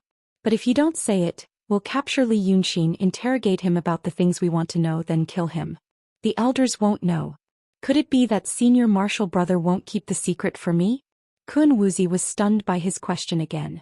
After a long time he said in a low voice. This isn't my problem. Junior martial brother, why are you doing this? You know how the elders look when they're angry. Li Shan maintained the smile on his face and stared at Kun Wuzi for a while. Then his smile slowly disappeared. He clasped his hands behind his back and paced a few steps on the grass in the forest. Then he turned around and said, Why? Senior martial brother, have you been living well for the past few decades and forgotten about the past? Kun Wuzi was stunned and didn't speak. Li Shan walked towards him expressionlessly. Finally he stood face to face with Kun Wuzi. Their chests were pressed together. They were so close that they could feel each other's breath coming out of their noses and mouths. Kun Wuzi was in a stalemate with him for a while. He turned his face slightly, intending to avoid it. However, Li Shan raised his hands and held onto Kun Wuzi's face, not letting him turn his head. If others were to see this scene, it would be hard to describe. A Daoist in his 50s was cupped by a funny-looking water monster. They really didn't know how to describe it. Kun Wuzi frowned. However, he seemed to feel that such an expression wasn't appropriate and relaxed his brows. However, he still didn't know how to face Li Shan. He could only say, Junior martial brother. What are you doing? What are you doing? Someone found out. How would anyone find out here? Li Shan stared at Kun Wuzi's face expressionlessly. Even this won't happen. After saying that, he used the wide and big mouth on his face to kiss Kun Wuzi's mouth. At this moment, Kun Wuzi finally couldn't take it anymore. He pushed Li Shan away and said anxiously and angrily, Junior martial brother. His body was even stronger than the body of a cultivator who had reached the peak of the mystical realm. It was also newly obtained and he couldn't control it as he wished. Thus, he used 20% of his strength in a moment of desperation. This eel demon was only at the peak of the transcendent realm. How could he withstand such strength? He was immediately pushed a dozen steps away and crashed into a huge tree behind him. The tree that needed 3 people to wrap their arms around shook from the impact and a large amount of leaves fell down. Li Shan spat out a mouthful of blood. He had actually been seriously injured by Kun Wuzi. Only then did Kun Wuzi realize that something was wrong. He screamed and quickly rushed over to check on Li Shan's injuries. However, he heard Li Shan scream, Don't come over. The leader of the Xianxia Heavenly Cave obediently stopped 3 to 4 steps away from Li Shan and didn't move forward anymore.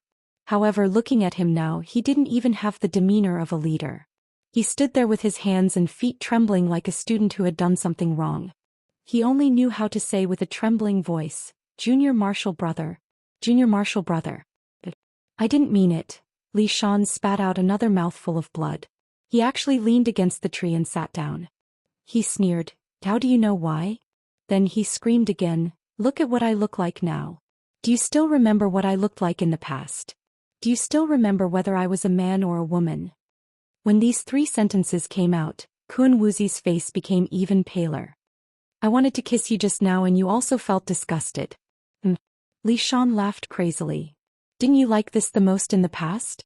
At that time I was Xianxia of the Soaring Heaven Sword sect and you were my senior martial brother.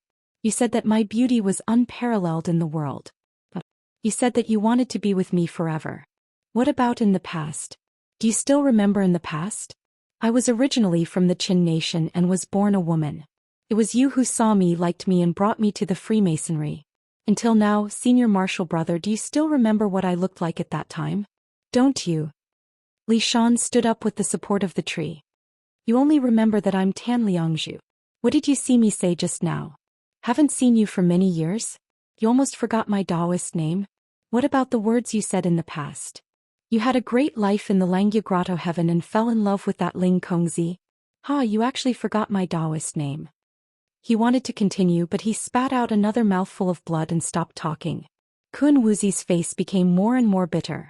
After a long silence, his eyes actually became wet. He only said sorrowfully, Junior Marshal Brother. Junior Marshal Brother. It's all my fault. But let me treat your injuries first and then we can talk about it slowly, okay? Li Xian stared at him for a long time before his face slowly softened and he sighed. Okay. Kun Wuxi hurriedly ran over and circulated his spiritual qi to protect his heart meridians. The two of them were speechless for a while, only watching the fiery red setting sun slowly set over the mountaintop. After half an hour, Li Shankai sighed again and said, Sai, it's not a big deal. Sai, Senior Marshal Brother, this is why. I don't really care about those things in the past. It's just that I'm not resigned to it. You brought me into the Freemasonry and I gained cultivation. Then I was given a Daoist name and became like this. We both gave up our bodies and became wandering souls. And then we pretended to be one person after another. Who we were, where we were, who we were, and what we did with our identities, none of these are things that you and I can decide. I've already been 9 people. As each person I've lived for decades or even centuries. Senior Marshal Brother. Do you know that sometimes I even forget myself? I'm asking you if you remember me. You probably don't remember what I looked like when I was a woman from the Qin nation, Qinli. Do you know? I don't remember myself either. All these years I've even forgotten that I'm a woman. Only when I see you do I remember the past. Li Xian's voice slowly turned bitter. So I want to know why. The elders always say that the great calamity is coming and that we're going to build a paradise. But these words have been said for hundreds and thousands of years. When exactly will it come? Humans. What is a human? What is a human? Sometimes I think that the reason why I'm me is because someone remembers me and knows me. I also remember myself. I know my own experiences, memories, and feelings. But do we really have these things? Right now, I have the memories of when I was a disciple of the Soaring Heaven Sword sect, Xianxia. But now I'm the lake demon Li Xian. Then who am I? Which one is me? Li Xian sighed. You see, even you can't bear my current appearance. And I'm a woman. Don't tell me I can endure it. At this point, his emotions finally calmed down, but he began to sob softly. A woman sobbing, looking delicate and pitiful. But now that he was an eel demon, he really couldn't be compared to the word delicate and pitiful. Seeing him like this, Kun Wuxi subconsciously frowned again. But soon he relaxed his frown, turned his head slightly and hugged Chuyang lightly. Good. Junior Marshal Brother, I'll listen to you. Whatever you say, we'll do it. At most, I won't be Kun Wuxi anymore. If anything happens, I'll take responsibility. After a while, Li Xian didn't say anything. At this time, the sky had already darkened. The forest was pitch black and there were sounds of insects. This darkness made Kun Wuxi feel more at ease. At least he couldn't see the appearance of the person in his arms clearly. He could only think about the past, and his heart felt much more comfortable and soft. Then Li Xian pushed him away and stood up. Senior Marshal Brother, so I want to know what the elders are afraid of. We've worked for them for so long, but they only gave us a promise that we don't know when it will be fulfilled. This promise was also vague and unclear. So, I'm not afraid of working long and hard. I'm afraid that I'll be happy for nothing. Li Xian's voice gradually became firm. If I can't always be myself, then at least I need to know what my goal is. Kun Wuxi was silent for a long time in the darkness. Then he sighed. All right. I know that you've suffered these years. But, Senior Marshal Brother Lin Liangzi sighed. We can't let him know. Li Xian's voice became serious. We don't know what he's thinking, so we can't take any risks. But he told me previously that he wanted to capture Li Yunxin. Moreover, he was the one who killed the Yu family, so he knows more about the whole matter than we do. Li Xian thought for a while and said, We still can't. But we can do this. We don't know what Lin Liangzi knows, so it's not good to ask him. In that case, we'll ask him to tell Li Yunxin. I have a plan. We can ask Li Yunxin to capture Lin Liangzi and ask him for information. Then we can capture Li Yunxin. Isn't that killing 2 birds with 1 stone? Kun Wuxi was silent for a while as if he was making a decision. Then he said, Okay. Li Xian was happy. Then let's do this. Li Yunxin wants to pretend to join Daotong, so we'll cater to his interests. But he wants us to get rid of those big demons for him, but we don't follow his way. We can't let him take advantage of us. When he comes to Daotong, he won't know that we're on the same side. At that time he will be in the light and we will be in the dark. We can set a few big magic circles and he will be trapped. He can't escape. Then let's capture him, interrogate him carefully and then make a plan, okay? Kun Wuxia was silent for a while and said, "Eh." Li Shan didn't speak. After a few seconds he asked in the darkness, "Judging from your voice, you still have something on your mind. Tell me, senior brother. Let me see if I can help." Kun Wuxia was silent for a longer time this time. Then he said, "That Ling Kongzi is still in Dongting, right?" The insects in the grass near them chirped for a while before they heard Li Shan's voice. "Oh, about that." A small beast passed through the grass. The insects were scared and stopped chirping. After a while they tried to make a low hiss again and then it became louder. Li Shan said again, "Okay, I'll help you keep an eye on her, to see if I can protect her." Kun Wuxia gritted his teeth, "Thank you. Don't mention it. It's getting late." Li Shan walked a few steps away from Kun Wuxia. "Senior apprentice, please go back." His tone gradually calmed down. "Don't make people in Daotong suspicious. We still have important things to do."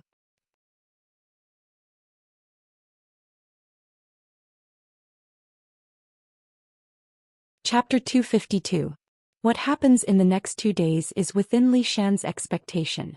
Just like the demons in Dongting don't care about the Ao King, the demons around Dongting also don't care about the wishes of Wei River Dragon King. Many demons have occupied Weishui River for hundreds of years. During these hundreds of years, the 9th young master has never caused any trouble. Now he suddenly wants to make trouble as if he is a leader. Who cares about him? Demons are more concerned about their own affairs.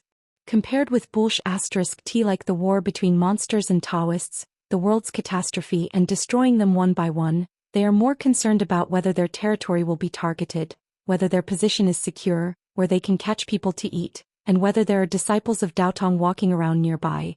They hope they can get out of here as soon as possible so that they can continue to have fun. The section of Weishui River near the city of Wei used to be under the actual control of the 9th young master. Beyond that is the territory of demons. The area that the fiendish demons controlled was far larger than anyone could imagine. Hunters who often enter the mountain know that a pack of wolves' hunting ground may be as vast as dozens of miles, let alone demons. After all, this world is vast and sparsely populated. Most of the wilderness is actually under the name of a monster king. After all, demon kings only had jurisdiction over a certain territory in name. They would never be so arrogant as to run to a large human city in their territory and declare their ownership. But it also means one thing. Very few demons know that Wei River Dragon King is not the former Wei River Dragon King. That day, Li Yunxin made a magical scene over the city of Wei which can be seen from dozens of miles away. But the problem is, the monster king closest to the city of Wei is also hundreds of miles away. This monster is a big demon with the highest personal ability except for the Lord Dongting in the city of Wei River. No one knows what his real body is, but he calls himself Evil King. He has a rare magic weapon called True Eye in his hand. The old monster Evil King has been cultivating for more than 2,000 years. Before the divine dragon gave Weishui River to his 9th son Changwen, he had already occupied this place. This was the end of the wilderness forest outside the city of Wei, where the terrain suddenly rose. There were many mountain peaks in the surroundings, but there was very little vegetation. Most of them were rough desert and bluish stone mountains. Up to this point, the Wei River had made 6 or 7 turns. The river narrowed and the current flowed even more rapidly. This kind of place was inconvenient to transport by water, and the mountain roads were difficult to traverse, so there were very few people. There was only one small city within a radius of a few hundred miles, and it was called Definition City. This city was the westernmost border city of the Daqing State's Wei River Prefecture. Because of this unique condition, even the people of Daotong were not willing to pay attention to this monster. Firstly, his cultivation was profound and he was in the mysterious state of Shi. Secondly, there weren't many people here.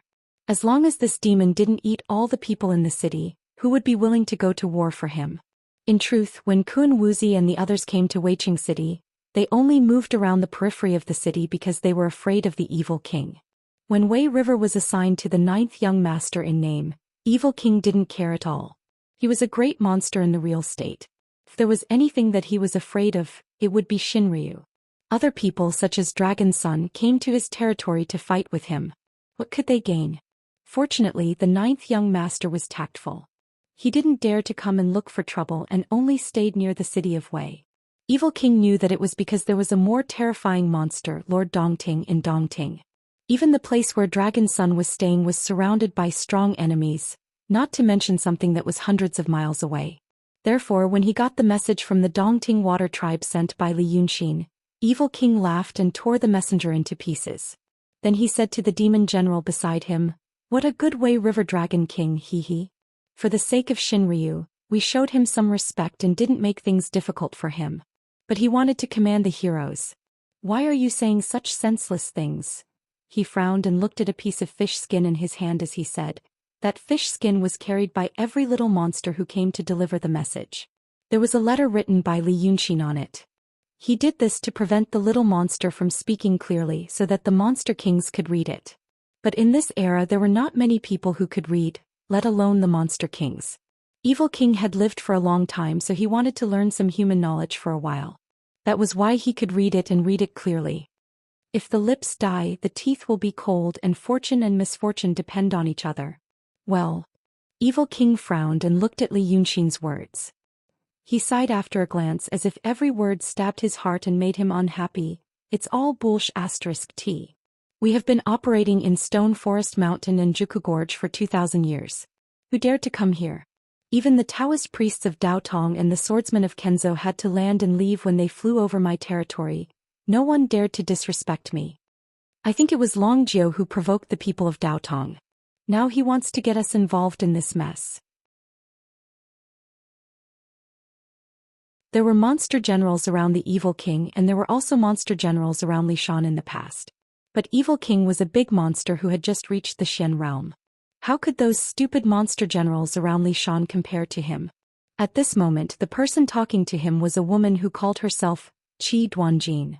She had been cultivating for more than 600 years, and now she was at the peak of the transcendent realm. Her real body was a colorful poisonous snake. Qi Duanjin thought for a while and read the fish skin letter in Evil King's hand again. She frowned and said, "Your Majesty, Long Jiao said that now the Lord Dongting is not here, and Daotong is going to plot the dragon's soul. This might not be fake. Your Majesty, how many years has the old monster of Dongting guarded that place? But who has seen him leave Dongting? Why did he go there now?" Although Evil King had lived for a long time, he still paid attention to Qi Duanjin's words. He frowned and pondered for a while. He glanced at her and said, "What you said makes sense. In your opinion, what should we do?" Qi Duanjin stood up and said seriously, "In my opinion, we can't take this matter lightly. Even if you don't care, we can't guarantee that other monster kings won't make mistakes. Why don't you gather them together and listen to what they have to say before you make a decision?" When Qi Duanjin was talking, Evil King stared at her. When she finished, Evil King clapped his hands and said, "Good. You've thought it through. Send an order for my 7 sons to come here and we'll have a good discussion." Evil King's 7 sons were actually his adopted sons. They used to be the 7 big monsters who lived near Stone Forest Mountain and Juku Gorge where Evil King lived. But at that time there were not 7 monster kings, but 7 monster generals who served a big monster together. Later, Evil King spent a lot of effort to kill that big monster. Then he assigned his 7 sons to guard the territory near his own territory. As such, firstly, it could serve as a buffer between him and the other great fiendish demons. Secondly, the heretic king admired the demeanor of the true dragon conferring his 9 sons. He felt that it was the style of a divine dragon. Thirdly, Evil King could be regarded as an unusual kind of monster. And he was unusual in his love of talent. Most ordinary monsters were violent by nature. When they saw a powerful monster around them, they would kill them to prevent them from threatening their position in the future. But Evil King was different. He had subdued a lot of monsters over the years, but he rarely killed them. If they said they would surrender to him, he would spare their lives and let them be a monster general under him. In this way, he had a lot of high-level monsters under him, and they also had to sacrifice their lives. But he was also someone who liked to listen to advice and follow good advice. Just like what Qi Duanjin said today. As long as he felt that it was reasonable, he would not be obstinate. Snake Spirit Qi Duanjin also knew his Evil King's background. He immediately accepted the order and went to summon the 7 sons. This evil king's nest was on the tallest mountain in Stone Forest Mountain. Rather than calling it a mountain, it was more like a stone pillar. The stone pillar that seemed to pierce through the sky was abnormally steep, and there was almost no vegetation on its surface. Not to mention humans, even monkeys that were good at climbing couldn't reach the peak. Birds could fly over it, but if someone really flew over, they would definitely be captured and eaten by the monsters on the mountain. This stone mountain was a few hundred meters tall and a few dozen meters wide. The mountain was almost hollowed out. From afar, it looked like a beehive. There were many holes one after another, and the whole mountain was hollowed out. The Diablo and the 200 demons under him lived in this lair. This nest also had a name. It was called Pitfall Mountain. Qi Duanjin naturally went to summon the 7 sons. But she also selected a lot of little fiendish demons and asked them to bring the token of Pitfall Mountain to the other little monster kings. Li Yunxin sent 200 to 300 demons to deliver the letter, but more than half of them had already run away. The remaining 100 or so people couldn't walk safely. Some of the demons were bloodthirsty. When they saw their own kind, they didn't care about their identity or background. They would kill and eat them without any explanation. As a result, there were only a few dozen people who could really receive the letter. But all of this was already expected. Those who could respond to this information were all reasonable. Those who couldn't receive the letter were mostly little fiendish demons with low cultivation, and they were of no use.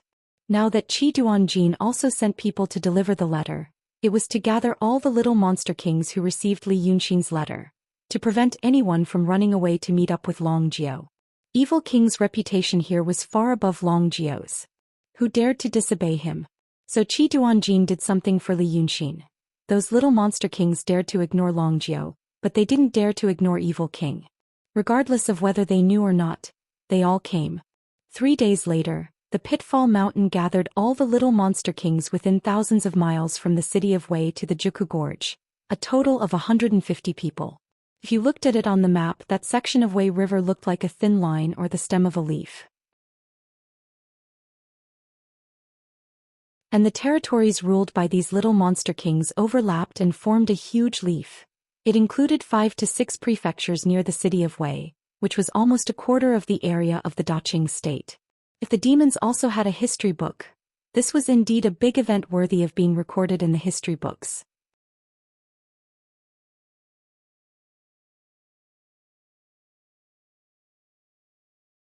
Chapter 253. In the past few days, Dongting is not peaceful either.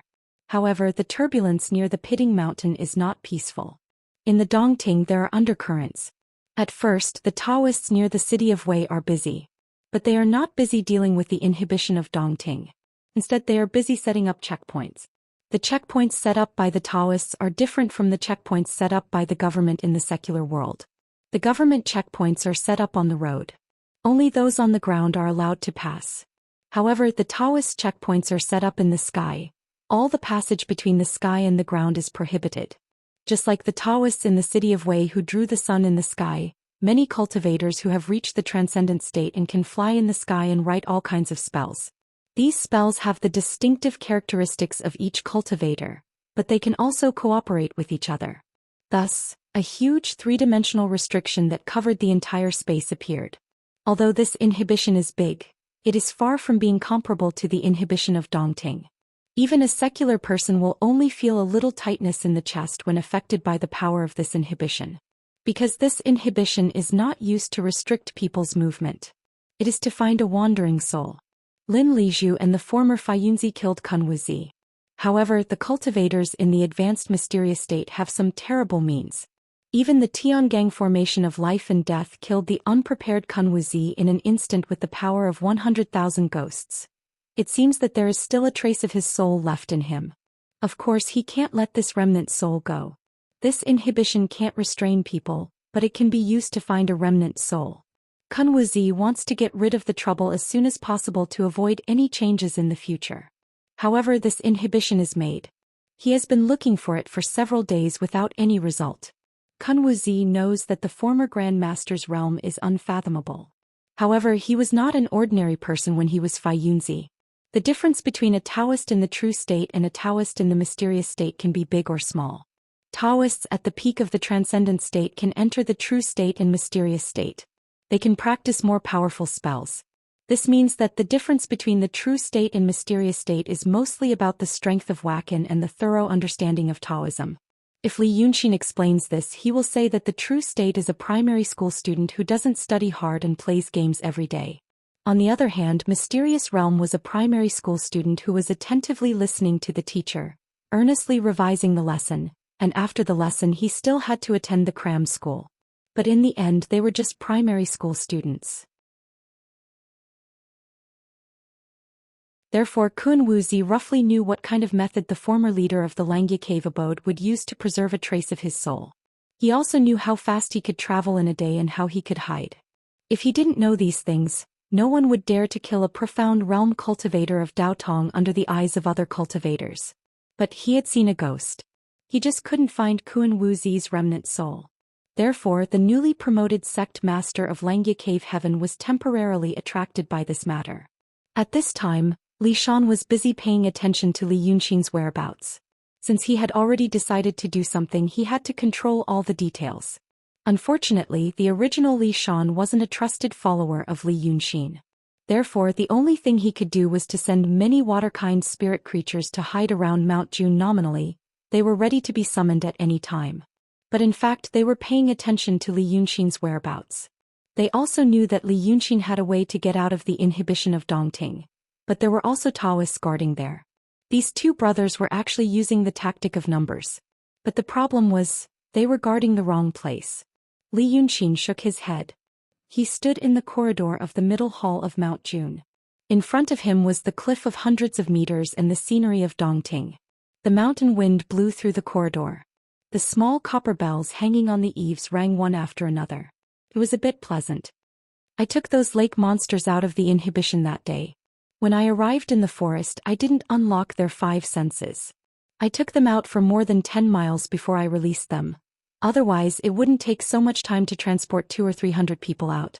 Li Yunxin stood in the corridor with his hands behind his back and looked at the scenery in the distance. He shook his head again. At that time I thought there might be a problem. Sure enough, there was a problem. Now the people of Daotong are guarding the place where I woke up those demons. They thought I would come out from there. Do you think there is something wrong with some of us? This was said to Lu Laodao. Lu Laodao was also in the corridor. He moved a rattan chair on the back of a jade screen and leaned against it. However, this rattan chair only looked like it was made of rattan. In fact, it was not made of gold or wood. It was obviously a treasure. Laodao liked this chair.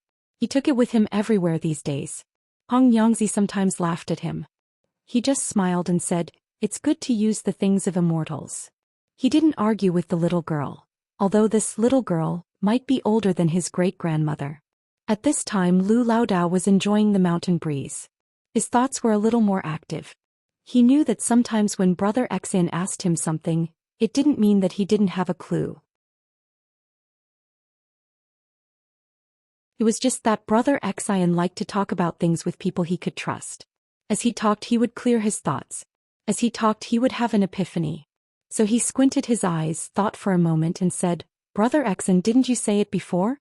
Look at our Mrs. Sanhua. She's a bit suspicious. That you family's Yumeng is also a bit suspicious. Our family's Sanhua is not often seen these days.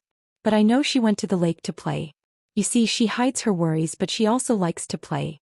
If I had to say, she has the temperament of a child. If I had to suspect something I wouldn't suspect her. But that you family's young master. You also sent him out. If I had to say, he is also a suspect. And that Li Shan that you subdued. So I don't have a clue." Li Yunxin turned around. There was something in his hand. It was the jade slip of enlightenment. He tossed the jade slip in his hand and laughed at himself. "Actually, I'm afraid of hardship, and I don't like to study. When I was young I didn't know anything in the mountain village. My parents taught me well, so I learned quickly. Till now. If I didn't get a demon body, I don't know when I could cultivate to the real state. They are all looking for this thing. If they really see it, they will be disappointed. Old Lu, why don't you guess what's in here so far?" Lu Laodao knew that the jade slip in his hand was the jade slip of enlightenment. He also knew from him that the jade slip of enlightenment was a painting treasure, and a relic of the saint of painting. After all, he was a painter and now he had become a Taoist painter.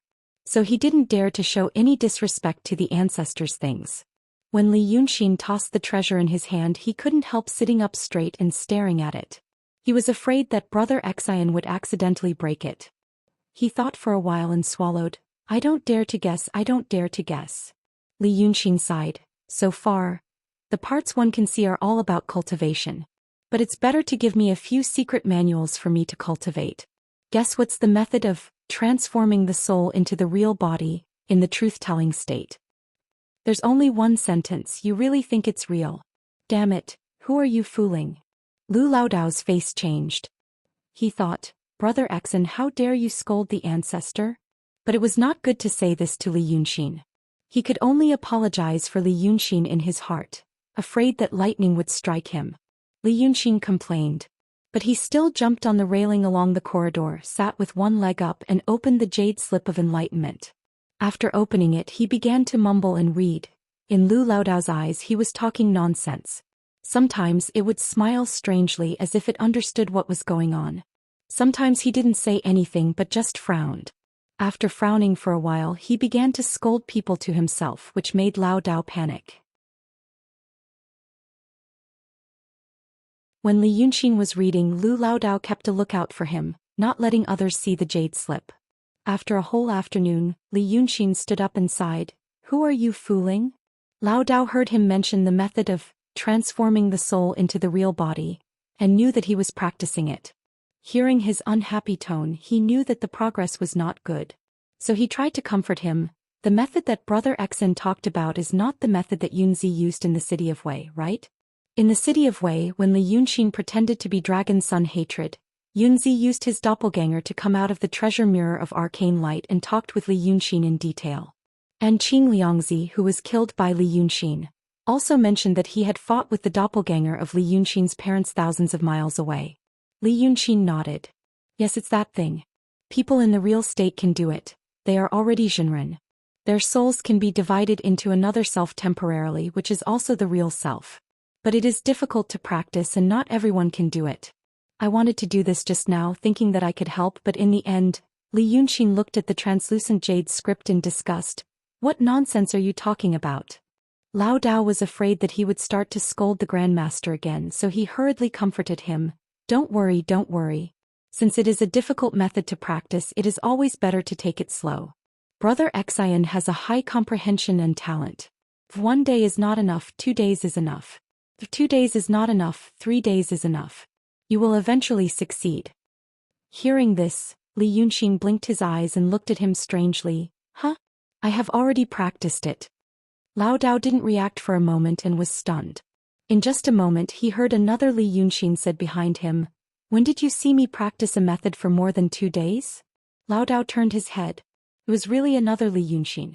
Lu Lao Dao was stunned for a while and said in disbelief, Didn't Brother Xian say, this method is difficult to practice?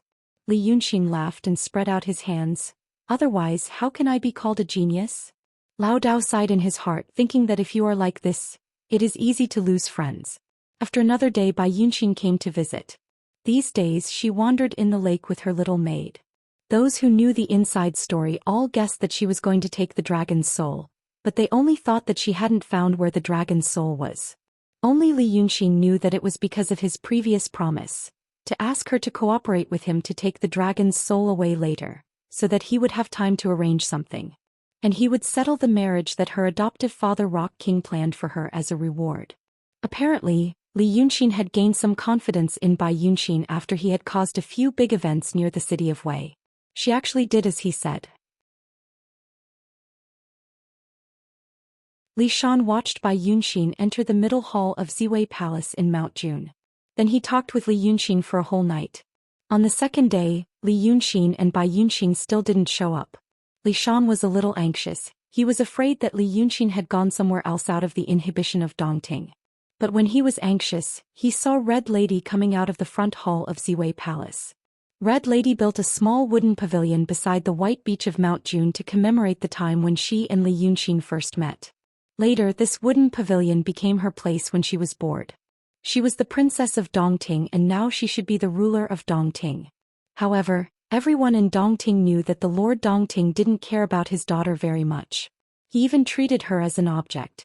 And now, a great demon like Li Yunxin had entered Crepe Myrtle Palace. This red lady had truly become a figure that no one could see. But today, Li Shan only paid attention to Red Lady. He looked from a distance and saw that this beauty came with wine. When she came to the wooden pavilion, she stared into the distance for a while and then began to drink wine. Then he knew that she was sad again. He also heard some other words that Red Lady said to herself while drinking. Although it was just a few words, Li Shan could infer with his intelligence. It was because of Bai Yunxin. At this moment, Bai Yunxin was still in Ziwei Palace and she was talking happily with Li Yunxin. How could Red Lady tolerate this kind of thing? She couldn't lose her temper in front of the two big demons, so she had to escape and drown her sorrows in wine. Li Shan was a little relieved. Another morning passed like this. Red Lady was drunk and slept in the pavilion. However, Li Yunxin and Bai Yunxin hadn't come out yet. Li Shan was anxious and wanted to find an excuse to break in and report something. But as luck would have it, a good thing actually came knocking on his door. Mrs. Sanhua, who was with Li Yunxin, came back from somewhere. Seeing Li Shan poking his head out from afar in the water, he felt like playing around. He was half a dragon's. Although she was in the emptiness realm, her physical strength was not weaker than Li Shan's. Therefore she jumped into the water and picked Li Shan up. She said that he looked funny and she was very bored in the hall, so she asked him to play with her in the hall. This was exactly what Li Shan wanted. He pretended to say, "This Sanhua is the fairy of the king, so I don't dare to be rash," and followed her into the hall. So, he was finally relieved.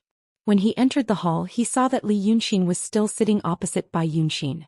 However, he didn't kneel according to the ancient custom. Instead, he sat on a comfortable rattan chair. Beside him were Lu Laodao and Bai Yunxin's servant girls. The four of them sat around a table and seemed to be playing something. Li Shan watched from afar. Although he did not want to know what they were playing about, he heard Li Yunxin shouting excitedly from time to time, "I knew you were a loyal minister," or crying out in frustration, "Take me away, don't leave me to the traitor," or sighing and saying, "Why am I a traitor again?" As he listened, he became anxious again. Could it be that the four of them sensed that something was wrong and were investigating one by one? Unfortunately, before he could find out, Sanhua dragged him to a corner of the hall and forced him to play with her. The three flowers play wasn't fun at all. They were fighting like cats playing with each other. Li Shan had to play with her carefully, afraid that she would drive him out. He also had to restrain his strength of the peak of the transcendent realm so that he wouldn't hurt her. He didn't have the mood to listen to what Li Yunxin and the others were talking about. As a result, they ended up fooling around for an entire day. It was the first day of the gathering of the demons in the Pitfall Mountain of the Evil King.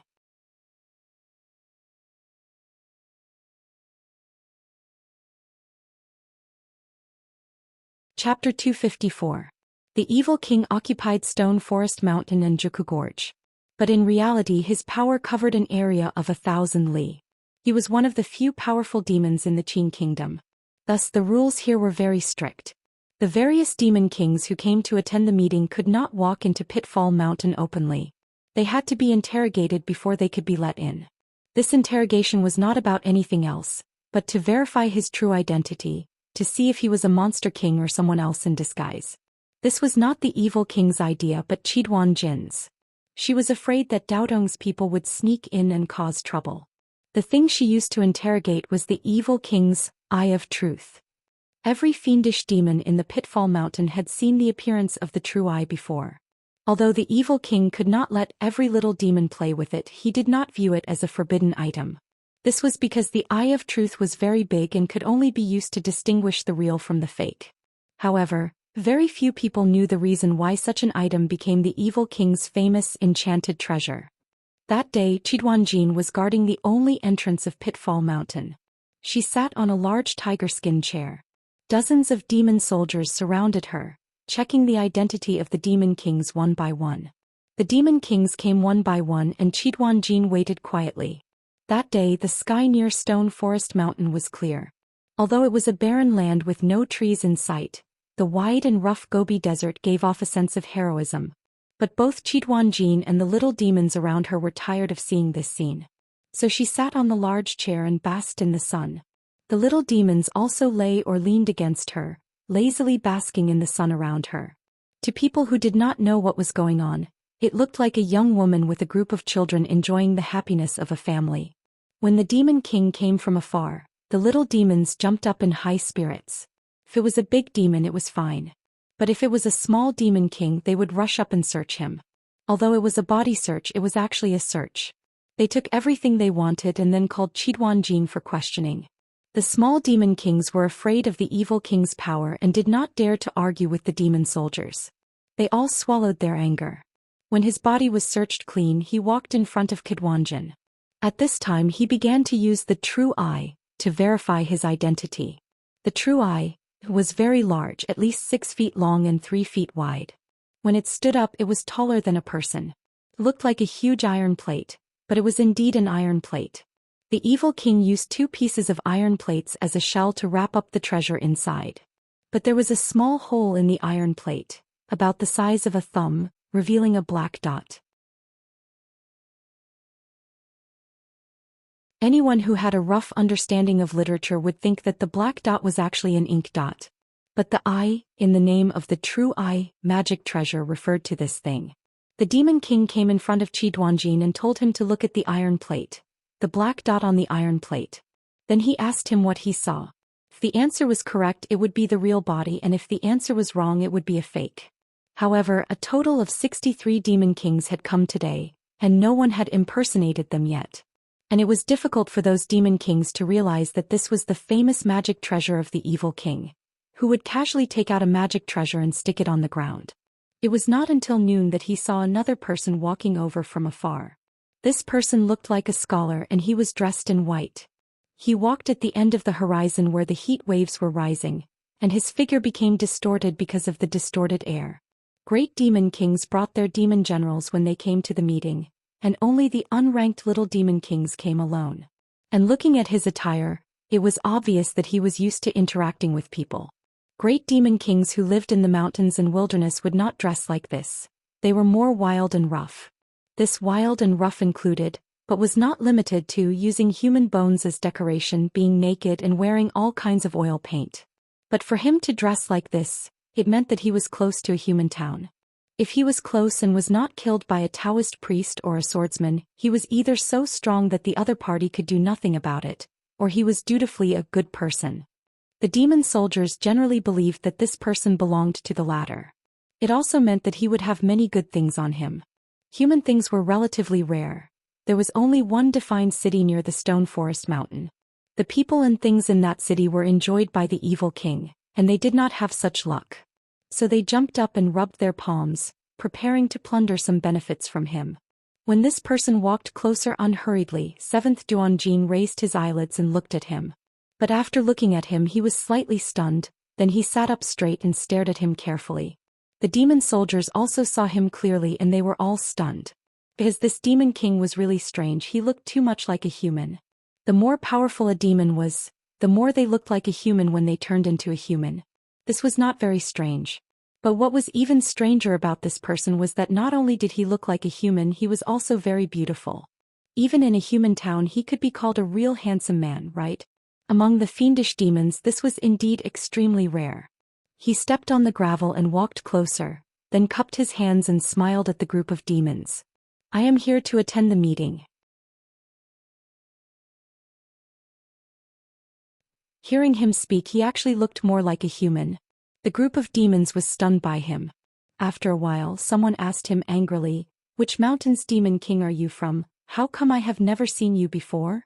This beautiful man did not pay attention to the person who spoke, but looked at 7th Duanjin and smiled.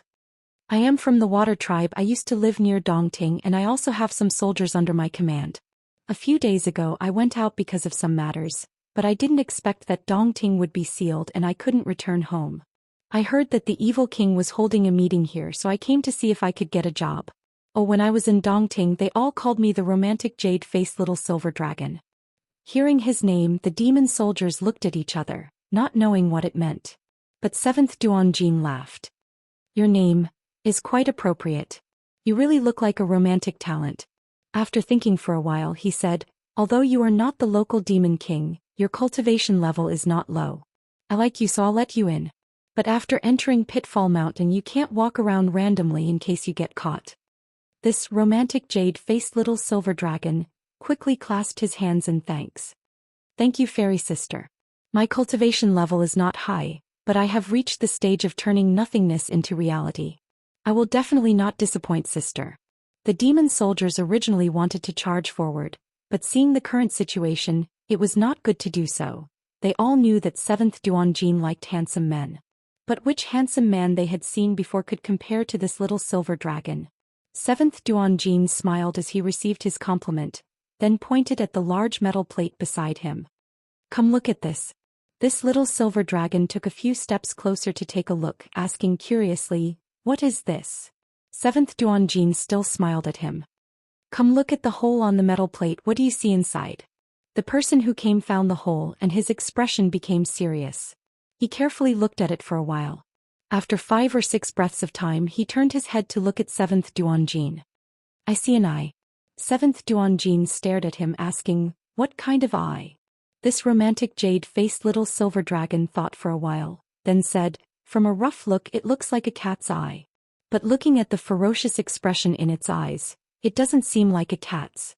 If I had to say it's either a leopard's eye or a tiger's eye. 7th Duanjin smiled again. Good. You're knowledgeable, you can go in. This little silver dragon bowed to 7th Duanjin again, then lifted his feet and walked through the door. The door of the Pitfall Mountain was a stone door, opening at the foot of the mountain. Originally it should have been a cave, but the shape was not neat. Right now there were many human or animal skeletons and skeletons decorating the side of the cave, acting as a facade. After entering the door he first walked through a deep and serene passage. Although it was wide, it was cold and damp, even dripping with water. This was a completely different scene from the dry and hot weather outside. After walking for about 15 minutes he finally saw the light at the end and heard the sounds in the cave. It was as he had expected. It was a mess and he could not hear anything clearly. Only demons with a higher cultivation could speak the human language. Many demons with low cultivation mostly communicated with each other through body language and primitive howls. But although some demon kings had high cultivation, they were together with a group of small demons. Who could they speak the human language to? Over time they did not like to speak the human language. At this moment he heard such a clamor and also a thick smell of blood. Li Yunxin. He frowned slightly. He had originally thought that the evil king was a great demon like the Lord Dongting, and should be more like a human. Who would have guessed that this would be the scene here? That smell of blood. Although he could not smell whether it was from a human or an animal. But with a group of demons gathered here the answer was clear. He did not like this kind of banquet. So he gave a low sigh and took 2 more steps forward. Suddenly the view in front of him became clear. What he saw was a hollowed-out mountain. Looking down 10 or so meters below the ground, there was a terrifyingly wide square. Looking up there was endless darkness. It turned out that the entire mountain was connected in the middle, not like what he had guessed, made up of stone rooms. He was standing on a cliff right now. On both sides were narrow passageways carved out from the stone walls. These passageways were densely packed, crisscrossing as far as his eyes could see. Some of them led underground, some spiraled along the stone walls to higher places. A few doors opened on the stone walls, probably rooms. The hundreds of demons of Pitfall Mountain probably lived in these rooms. The underground square was lit with countless torches. At first glance, it looked bright and glorious. But this golden color was embellished with red. The color was very pleasing to the eye. But this kind of pleasure belonged to the demons, not to any human. Because there was a large pool in the middle of the square and the pool was red. There was no red wine in this world, so it was obvious what the red liquid was. On the southern side of the square, there was a row of large wooden cages, all of which were filled with people. Li Yunxin did a rough count, there were at least 100 of them. Dozens of monster kings came, some of them brought their followers. In addition to the busy lesser demons of Pitfall Mountain, the 200 to 300 demons in the square didn't seem crowded, but it wasn't deserted either. Meanwhile, the little demons of Pitfall Mountain were busy with their work. Some were taking people out of the cages, some were stripping them of their clothes. If they were old, weak, or sick, they were stripped of their clothes, then their heads were cut off and their blood was drained. After the blood was drained, The demons dismembered them, skinned them and sent them to the western side of the square to be steamed, fried, boiled or roasted. If they were strong and fat, they were stripped of their clothes as well. But their mouths were gagged, their hands and feet were tied up like pigs and dogs, and sent to the seats of the monster kings. Then they used a stake to make a hole in their necks, hung them up like a wine bag and drank their blood. Dozens of lesser demons were cooking and frying humans, their screams were endless. But the demons loved the screams, so they didn't have to sing and dance. The other demons who were serving food like a river, or the demon soldiers and generals brought by the demons, lost control when their masters were eating and drinking, so they ran around the square, mostly towards the pile of corpses. There was a huge pile in the southwest of the hall, filled with human bones, internal organs and intestines. When Li Yunxin saw it, it was already as tall as a small mountain. He didn't even know how many people had been killed. Blood and all kinds of secretions mixed together and flowed everywhere, giving off a strong stench. But the lesser demons loved the smell, so they gathered in groups of 3 to 5. The braver ones would steal the bowls of intestines and eat them until their mouths were full of blood. The cowardly ones would only pick up bones with flesh and blood to satisfy their cravings, but they still chewed them crisply. The lesser demons of Pitfall Mountain would chase them away. But they were not reasonable, and if they fought often, 1 or 2 of them would die. The monster kings didn't care and instead laughed. Li Yunxin stood at the entrance of the cave and stared at the scene for a long time. This was the first time he saw such a scene. He had seen demons eat humans before. He saw the 9th young master eat humans and the Lord Dongting eat humans. But he had never seen so many demons eat so many humans. He wasn't sure what kind of emotion he was feeling: shock, disgust, or fear. He looked down for a moment and noticed 5 more people's 5 people. These 5 people were not locked in cages, nor were they tied up, nor were they corpses. They were 5 neatly dressed people sitting around a stone table. The stone table was right below the entrance. If Li Yunxin hadn't taken a few steps forward and looked down, he wouldn't have noticed them. They were dimly lit and there was a torch inserted into the rock wall from afar.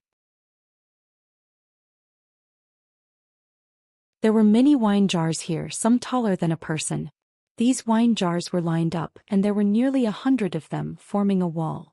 Behind the wall were some bags, perhaps containing rice, flour, oil, or other miscellaneous items. And these 5 people were sitting at a table in this pile of miscellaneous items, far away from the demons outside. They were drinking and eating meat. Li Yunxin narrowed his eyes and stared for a while, expressionless. He saw a small demon carrying a steaming hot pot stumble into the room. It placed the pot at the feet of the 5 people, said something to them and left again. Li Yunxin knew that the soup in the pot was human flesh and bones, and it seemed that the 5 people knew it too. But they didn't mind it at all. They scooped it out happily, grabbed it with their hands and ate until their mouths were full of oil. After a few mouthfuls they felt a little tired, so they picked up the bowl and drank some wine before eating again. One of the 5 people was wearing clothes that Li Yunxin had seen 2 people wear before. One was Constable Xing of Qinghe County, and the other was Inspector Yin of Liuhe Prefecture of City of Wei. They wore a square hat with a peacock feather on it. These 5 people were 1 constable and 4 constables.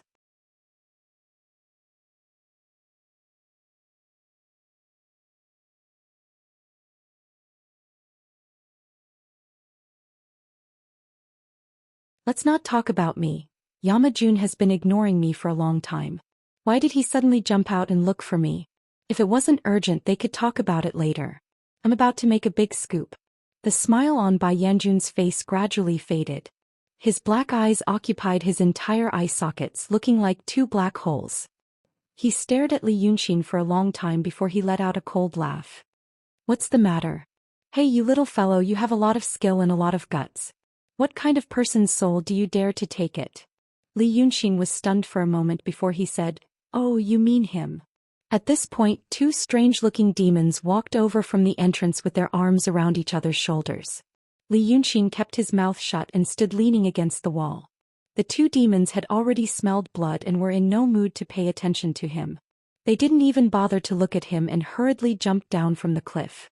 Li Yunxin then said, "I'm a civil servant of the underworld after all. There are no benefits and no salary. This time I'm using my power for personal gain. Why don't you let him go? I'll give him to you after the matter is settled, okay?" Bai Yanjun didn't fall for his trick. He glared at him. Two black eyes occupied half of his face in an instant, making him look like a monster. I love your talent, that's why I put up with you again and again. Don't push your luck. Give him to me now, immediately. Li Yunxin said helplessly, but I still have a use for him. I'm also a judge of the Yang realm and he can't stir up any waves right now. Lend him to me for a few days, what's the problem? Hey, what do you know? Bai Yanjun sneered, the soul of a mysterious realm and one that can be taken away. Do you think it's something that happens every year? Not only does it not happen every year, it might not even happen for hundreds of years. You little brat, holding him in your hands, humph, when the time comes, it's. At this point, the White Hell King suddenly hesitated as though he had thought of something. He didn't speak. Not only did he not speak, even the sneer and anger on his face disappeared. After staring at Li Yunxin for a while, he suddenly giggled and said, let's do it this way. He circled around Li Yunxin a few times. I'll lend it to you for now. But since Ben Jun sold you this favor, I will have to repay it. Li Yunxin looked back at him. After a while he said, tell me about it. Bai Yanjun shrugged. You're a smart kid. Back then, on the roadside outside the wilderness forest, you should have died when you slept with that Lao Dao, but I spared you. After that you went to the city of Wei to fight with Bai Yunxin and Long Zhuge. You deserve to die too. It's only because I gave you the method of possession that you survived. Not to mention the fact that you've become a judge of the Yang realm, and that I've borrowed millions of yin souls from you. You should know that it was not because Ben Jun saw that you were good-looking that I helped you again and again. Li Yunxin thought about it and nodded slightly. You're right. It's not that you wanted to help me, but someone asked you to help me. You had no choice but to do it. Bai Yanjun coughed slightly. What do you know? Let's not talk about this. Let's just talk about the things that you've done. A few months ago you were just a rogue Daoist in the state of the outer fringe. Now you've become a great demon in the state of true state. Not many people in the world would have such a good encounter. Then you should know that I'm helping you because I have something for you to do. Li Yunxin was silent for a while. He sighed. I understand. It's all a routine. Tell me, what do you want me to do? Bai Yanjun stared at him with a pair of dark eyes. He said slowly, I want you to call Dao Tong Kenzo and the demons to fight it out. Li Yunxin was slightly stunned when he heard this. He thought for a while and raised his head. But they're about to fight now. If you're talking about stirring up trouble and fanning the flames, you should know about the Freemasonry. They've been doing it longer than me. Their tricks are deeper than mine and their results are better than mine. Bai Yanjun stared at him. Since you know about those things, things will be easy. Not only do I want you to call Dao Tong Kenzo and the demons to fight, but I also want you to drag the Freemasonry into it. Ask the three of them to fight together. The bigger the better. The best. He thought for a while. Let them all die. Li Yunxin's expression did not change. Even the sharpest person would not be able to tell what he was thinking. He stood on the spot and thought about what Bai Yanjun said. He thought for a long time before he frowned. What do you mean? You told me before that your and the Black Yama King's job is to maintain the stability and prosperity of the world, so that the people in the human world can live and multiply. But you should know what it means if a full-scale war breaks out between the three parties. No one can escape the flames of war. Many people will die. What do you mean by asking me to do such a thing? Bai Yanjun raised his eyebrows. Times have changed. I haven't come to look for you for so many days. Don't you want to know why? Li Yunxin thought for a while. Oh. Bai Yanjun blinked. He seemed to be used to Li Yunxin's merciless answer and reaction. He continued to say, we are not those stupid animals that only know how to eat and breed. We want to take care of the people in the world and let them multiply and multiply. Naturally, we have a motive. It's just that we didn't need it in the past, but we need it now. This kind of thing. I am also unwilling. Li Yunxin sighed. Listening to you, you really have a lot of negative energy.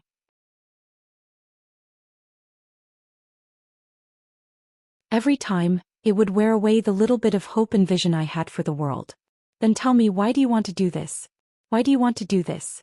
You are after all celestial beings, immortals. What kind of things are you? I'm so strange. Bai Yanjun didn't care about his sarcasm. He just continued, because it's not good to tell you everything. There are too many things you don't know. But I want you to do something, so I can't leave you without a clue. So now let me ask you. You only know that there are celestial beings in this world. You think that celestial beings are superior and enjoy immortal happiness forever. But you also think that the world is prosperous and orderly. But have you ever thought that celestial beings also have troubles? There are two kinds of troubles for celestial beings. One is an ancient devil and the other is a true devil. It took Li Yunxin a while to realize that these two words weren't periosteum and hazelnut mushroom. It wasn't that he wanted to argue but because he had never heard of these two words. Whether it was folklore or Taoist scriptures, or even the illusions passed by word of mouth among cultivators, these two words didn't exist. The only thing that was similar to these two words probably meant that the art saint of the previous generation was possessed by the devil. This was such a strange thing.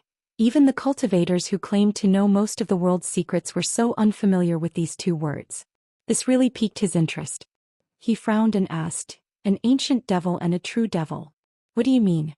A cultivator who has entered the demonic path? Or a celestial being who has entered the demonic path? Is it two kinds or just two people?" Bai Yanjun said to him solemnly, "You don't need to ask these questions for now. In short, you have to know that this world isn't as peaceful as you think. And you have to do this job well." Li Yunxin thought for a moment. "Why me?" "Because I have tested you before and I already know that you are the most suitable." Bai Yanjun stopped smiling and became serious. "I say that you are a human but you don't have much humanity. I say that you are a demon but you are not only fierce and cruel. Besides, you don't care about this world and you don't care about these people. You are the most suitable to do this kind of thing." Some of the words he mentioned made Li Yunxin slightly apprehensive. He thought about it seriously again and said, "Then in your place I'm just a tool. What if I succeed?" Bai Yanjun looked at him. "That depends on your luck. Even I don't know what will happen in the future." "It sounds like an unscrupulous boss giving you an IOU." Li Yunxin sighed. "What if I don't do it? Since you said that I am the most suitable and you spent so much effort on me, can I talk about the conditions?" Bai Yanjun looked at him. Then he slowly approached him and revealed a gloomy smile on his face. "Little man, you should know one thing. When I dote on you, I can let you be willful and naughty. But in some other matters, if you dare to be willful and naughty, I won't dote on you anymore." He slowly floated to Li Yunxin's ear and stuck close to him, whispering, "You think you are special? Well, you are indeed special. But special people like you, have they never appeared before?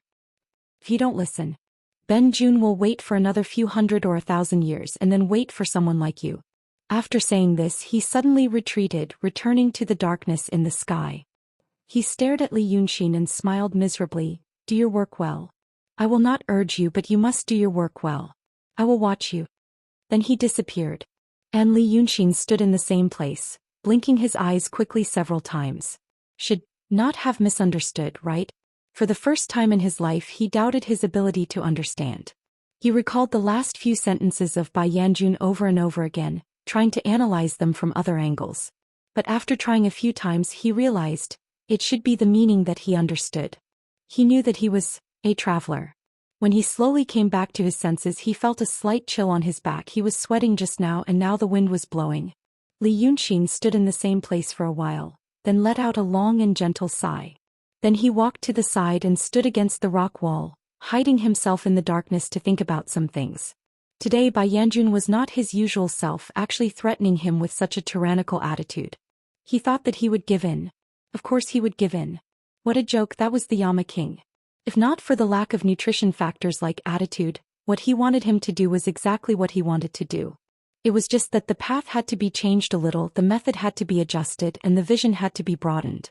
At least at this stage. Probably the Yama King also knew that this was an extremely complicated and difficult thing. So he said, "I will not urge you." According to the concept of time of those celestial beings and immortals, it would be a very, very long time. But Li Yunxin had always been a curious person. Therefore he had a very strong desire to know what the big events, the ancient devils and the true devils were, which he had never even heard of. Moreover, people liked to talk nonsense like controlling their own destiny. He came to this world and knew that there was a way to go against the natural order of cultivation, so of course this desire was even stronger. But now he became very unhappy. He knew that something might happen in this world. but he did not know what exactly is going to happen. This made him feel powerless to go with the flow. Personally, this feeling was too annoying.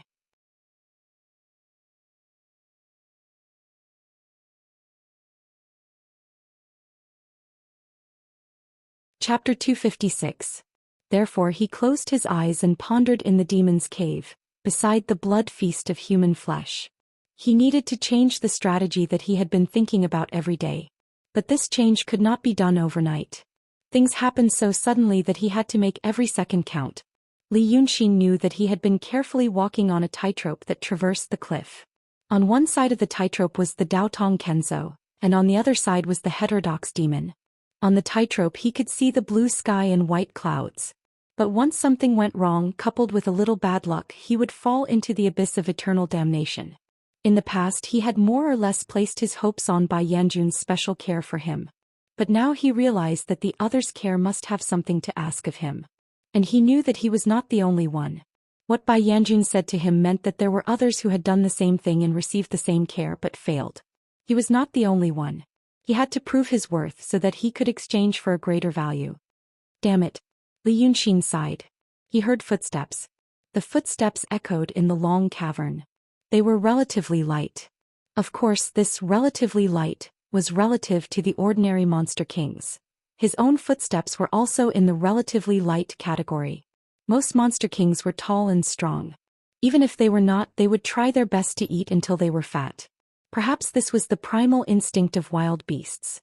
The bigger they were, the more intimidating they would be. And he had been waiting here for such a person, refusing to continue walking.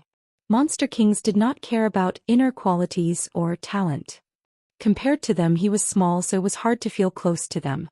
He at least needed a person of similar size as a partner.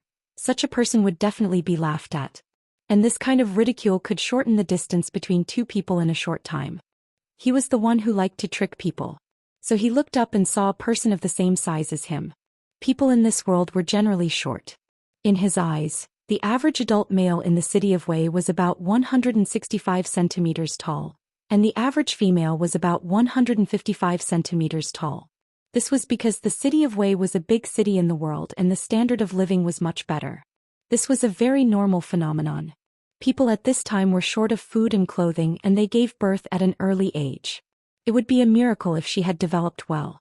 It was in such a world that he stood out from the crowd, tall and graceful. Walking on the streets of the city of Wei, there were always people looking at him.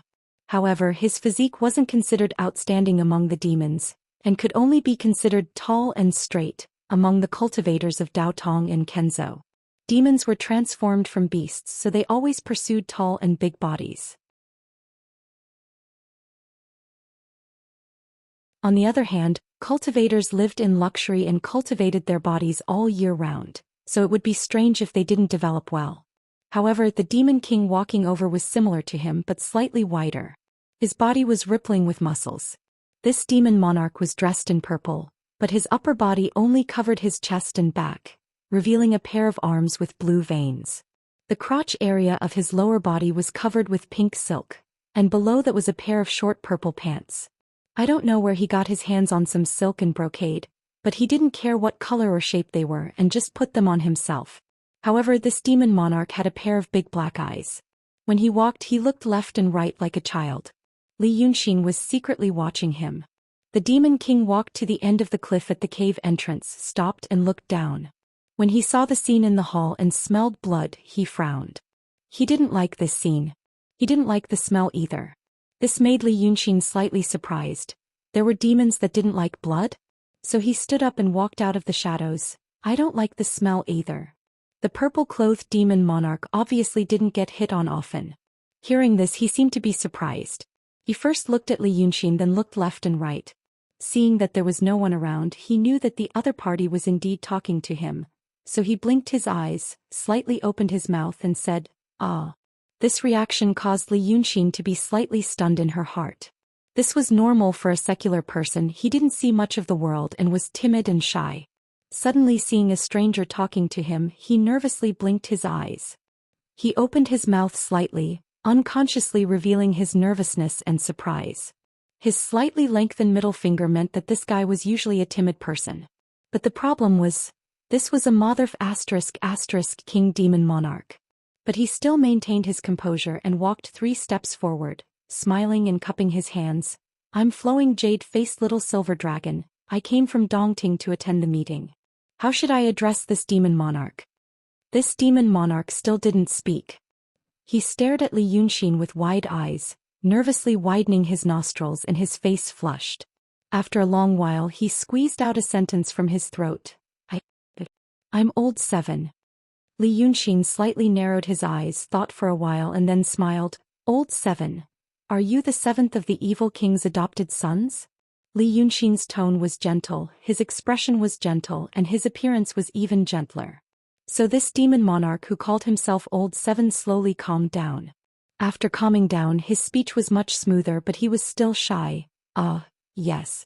I'm the adopted son. I'm Old 7. My adopted father is the evil king. I still have 6 elder brothers. They're all inside. Oh, I'm late. I'm going to be scolded by my elder brothers. After saying this, he hurriedly left as if he was really afraid of being scolded. Li Yunxin rolled his eyes and hurriedly stepped forward to stop him. Brother, wait a minute. Since you're late, you'll definitely be scolded if you go like this. Why don't you go with me and say that you saw me on the road and had a pleasant conversation? They can't scold me in front of the guests. Come, tell me which of your 6 elder brothers are. I also admire the reputation of the 7 of you and I want to make friends with you. There's no time like the present. Isn't today a good day? As he said this, he went forward to hold Old 7's hand, and then rubbed his strong and powerful arm. Wow. His muscles were really as hard as steel. Old 7's body was unreasonably hard. To say that it was as hard as steel was not a good description. As a dragon's, Li Yunxin's body was strong, and he could leave a mark on a big rock with just a little bit of force from his fingernails. But when he brushed against Old 7's arm, not even a white mark was left. Old 7's hand was grabbed by Li Yunxin, and he immediately felt embarrassed and wanted to shake it off. Li Yunxin let him be. But after rubbing his arm a few times, he already knew that Old 7's cultivation level was not low, at least not below the transcendent state. He also didn't know what his real body was, but it was able to withstand his grip. Although Old 7 was embarrassed, it seemed that because of the physical contact just now, the distance between him and Li Yunxin seemed to be a little closer. Li Yunxin let go of his hand, sighed and pretended to be hurt, but he didn't say anything. Old 7 was originally going to shake him off and leave. But when he turned his head to look at him, he couldn't bear to see him like this. He blinked for a while and then frowned his thick eyebrows and said, Don't be angry. I'll show you a treasure. Finishing, he rubbed his hand across his waist and stared at him impatiently. For some reason, Li Yunxin's hair stood on end from being stared at by him. But he still slowly walked over. Only then did he clearly see the thing that Old 7 had taken out from his waist. Then Li Yunxin frowned, dumbfounded. Old 7's pair of thick and strong hands was actually holding a gourd. Old 7 saw that he was in a daze, and thought that it was his treasure that attracted him. Finally, he no longer frowned and began laughing. Don't be angry. Look at my treasure, it can suck you in. You're called the romantic jade-faced Little Silver. Little Silver, if I call you, do you dare to answer? It would be strange if Li Yunxin agreed. Not only did he not agree, the expression on his face became strange.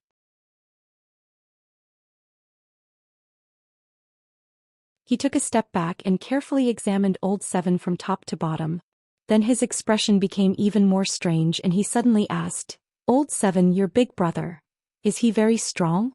Your second brother. Is he able to see far and hear far? Your third brother.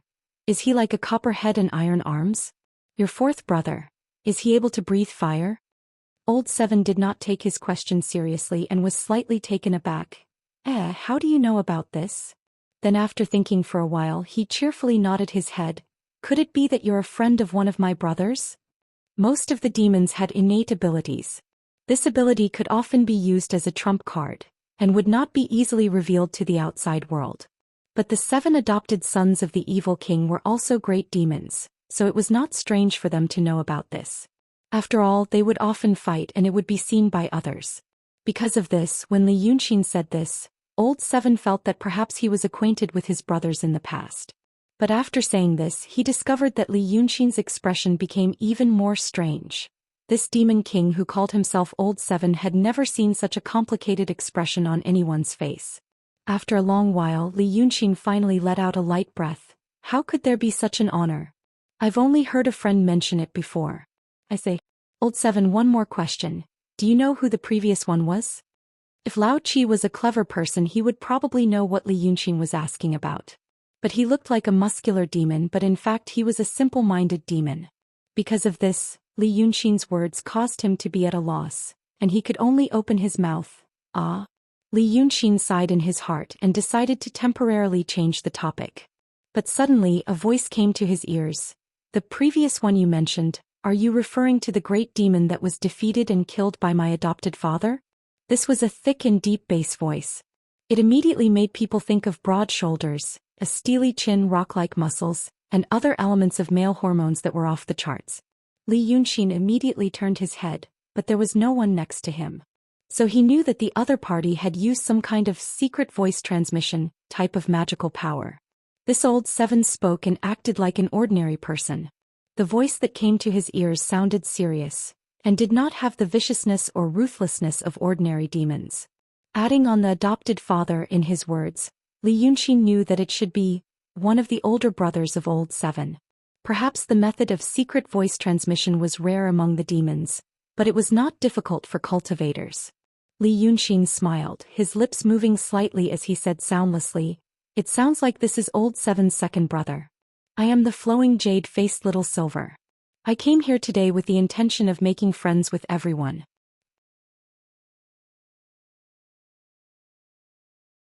He paused for a moment, then a bold idea suddenly flashed through his mind. He used a second to consider the cause and effect, then added another sentence, "I want to discuss important matters with Old Seven." The other party did not immediately reply. Li Yunxin then turned his head to look at the hall. There were people coming and going in the hall, light and shadow crisscrossing. Li Yunxin used 2 or 3 seconds to see the people he was looking for. The 6 demon kings were sitting towards the north of the hall. Although the demons did not like the etiquette of the human world, but they still had to pay attention to seniority. So after transforming into a human, they had to learn some of the customs and hierarchy of the human world. For example, the seating in the hall was very particular. Those little demon kings that did not make the mark were sitting cross-legged, and those that were slightly more powerful had a stone platform. If they were more skilled, they would have stone stools. But if they were a bit more serious, they would have large stone tables and tall stone chairs. Right now, the 6 demon kings that Li Yunxin saw were sitting on chairs that were cut out from a large piece of stone. Although they were not as tall as the other demons, but they were all as muscular as Old Seven, and had an awe-inspiring aura. His gaze found them and found that the 6 demon kings had long been looking in this direction. Their eyes shone brightly in the light of the fire, and he could still feel the essence within them from such a distance. Li Yunxin saw their attire. The clothes of these 6 brothers were similar to Old Seven, only the color was different. Eldest brother wore red clothes, second brother wore orange clothes. Third brother wore yellow clothes, fourth brother wore green clothes. Fifth brother wore green clothes and sixth brother wore blue clothes. This Old Seven was red, orange, yellow, green, cyan, blue and purple. Li Yunxin looked carefully and a strange smile appeared on his face. Then he cupped his hands towards them from afar and turned to Old Seven. "Seventh brother, I've already met the 6 brothers. Please introduce me to him." Looking at the dumb and shy Old Seven, of course he did not know what Li Yunxin was thinking. But he really liked this new friend. Where else could he find such a gentle and beautiful person among the demons who could talk? Moreover, the 7 brothers were different from most of the demons in the hall. For example, the demons liked to eat blood, but the 7 brothers hated it. Now the 6 of them only drank water in this hall, and even the little demons of Pitfall Mountain did not approach them. They just gave them food and ran away as if afraid that the smell of blood would rush into the 6 brothers' noses. Thus, Old Seven agreed and pulled Li Yunxin's hand down the cliff. Moreover, as soon as he entered the hall, the noise in the hall immediately died down. Old Seven looked bashful, and was even more nervous now that there were many people around. Once he was nervous, his face would tighten. He was big and burly with a green chin, thick eyebrows and a face full of muscles.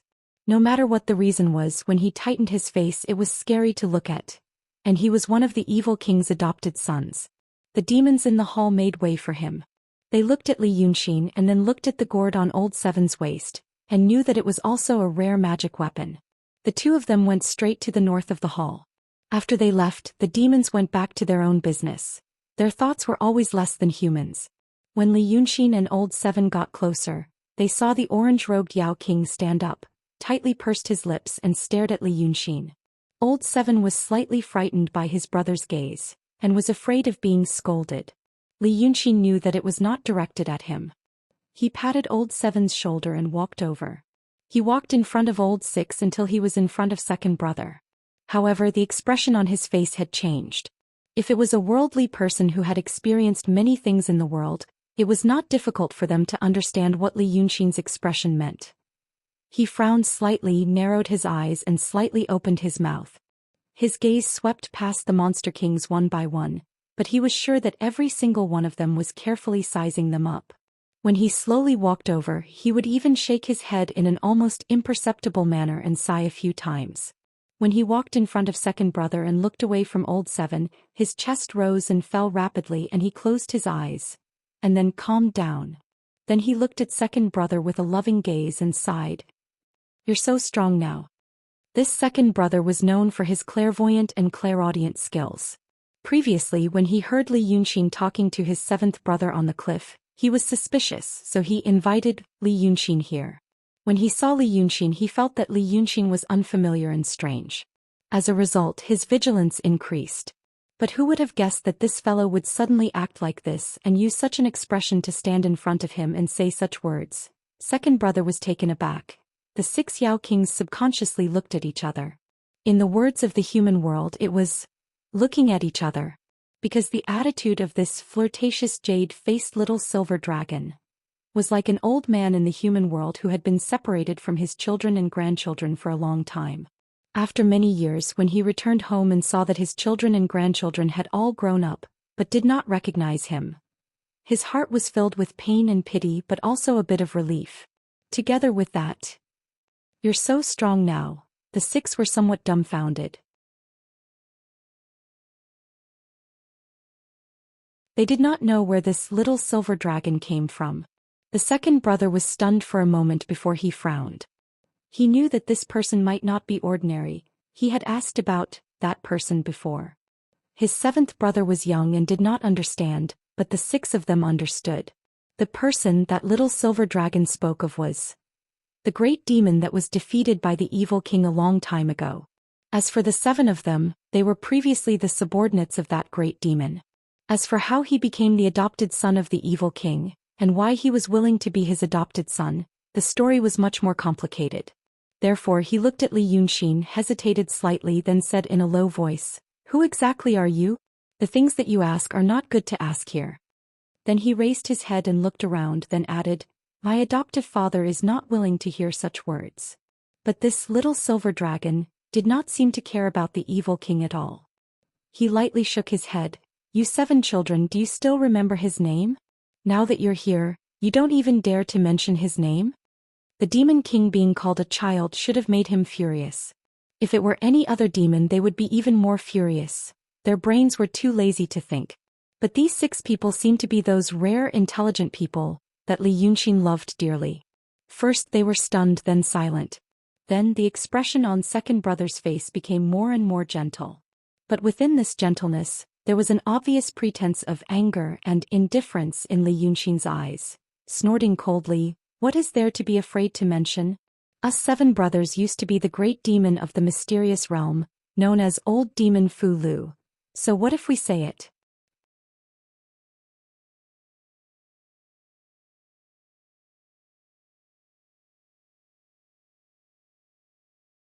Chapter 257.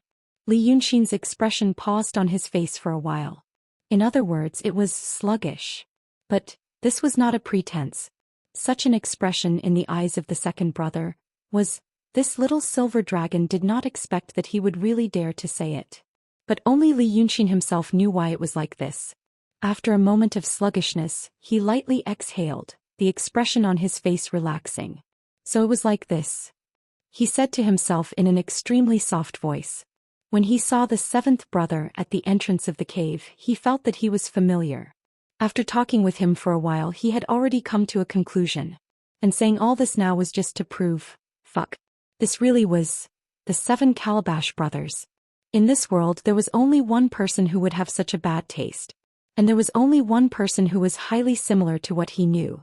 The painting saint. That guy. Just how many things had he done in this world? Li Yunxin did not believe that because of some kind of coincidence, there was an evil king in this world. He felt that this was the Scorpion King. And these 7 adopted sons, they were clearly the Calabash brothers. Just now he had forced out another key character, Old Demon Fulu. He really did not know how to evaluate the bad taste of that person 2,000 years ago. That was clearly Old Calabash brother. Li Yunxin was almost certain that these people were created by the painting saint, just like how he created the dragon lady that was possessed by the 3 flowers. But the problem was, why did that person do this? It was normal for the painting saint to leave behind strange words and strange paintings. But even if it was the painting saint to create so many great demons, he must have expended a lot of effort. That day when he, Li Yunxin, created the body of the dragon lady for Mrs. Sanhua, he almost dropped a realm, and he only created an empty realm body. What kind of price did the painting saint have to pay for such a big move?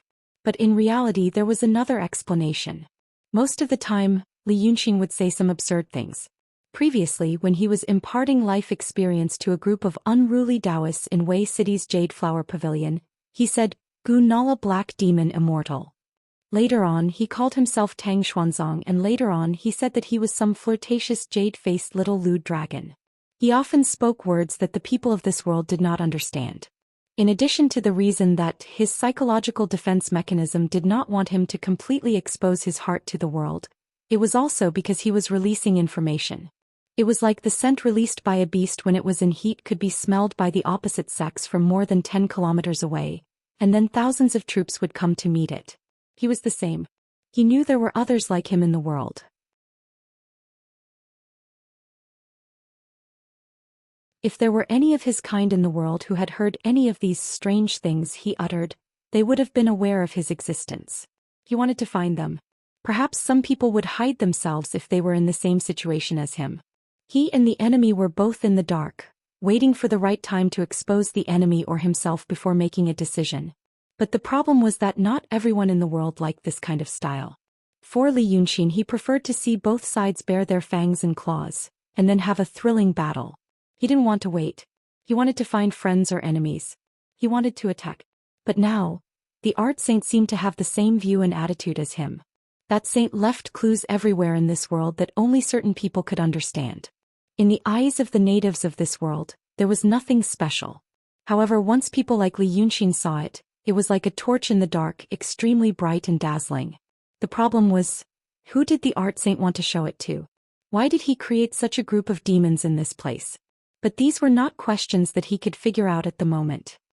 He restrained his expression in front of second brother, exhaled again, and said indifferently in a relieved and gratified tone, "Oh, you still remember him." Li Yunxin was good at reading people. This kind of reading included and was not limited to the character, psychology, behavior and habits of people, but also many small details and big situations. He was worried about one thing before. The seventh brother looked bashful, but this bashful was only relative to the demons. For example, a child was innocent and cute. When he was innocent and cute, he was chasing butterflies under the shade of the tree. Then his innocence and cuteness were not shared with the butterflies. Li Yunxin was worried that the bashful seventh brother would shyly walk in front of a person, and then smile shyly while shyly crushing that person's head. That would not be cute at all. So when they walked through the hall just now, he paid attention to every movement of the seventh brother's eyes. Then he realized that the seventh brother was very unwilling to see this scene. Not because of too noisy or bad smell, but because he couldn't bear it. This meant that this demon might be kinder than Li Yunxin himself. It was because of this conclusion that he did what he did in front of second brother. Because he had to take a risk to do something. He had to convince the demons. Even if he could not convince the demons, he had to convince the evil king. Even if he could not convince the evil king, he had to make him agree with his point of view on other things. Before he came here he had a set of plans in his mind. However, the appearance of Bai Yanjun forced him to adjust his plan. He had to ask himself to achieve the purpose of this trip in the shortest time.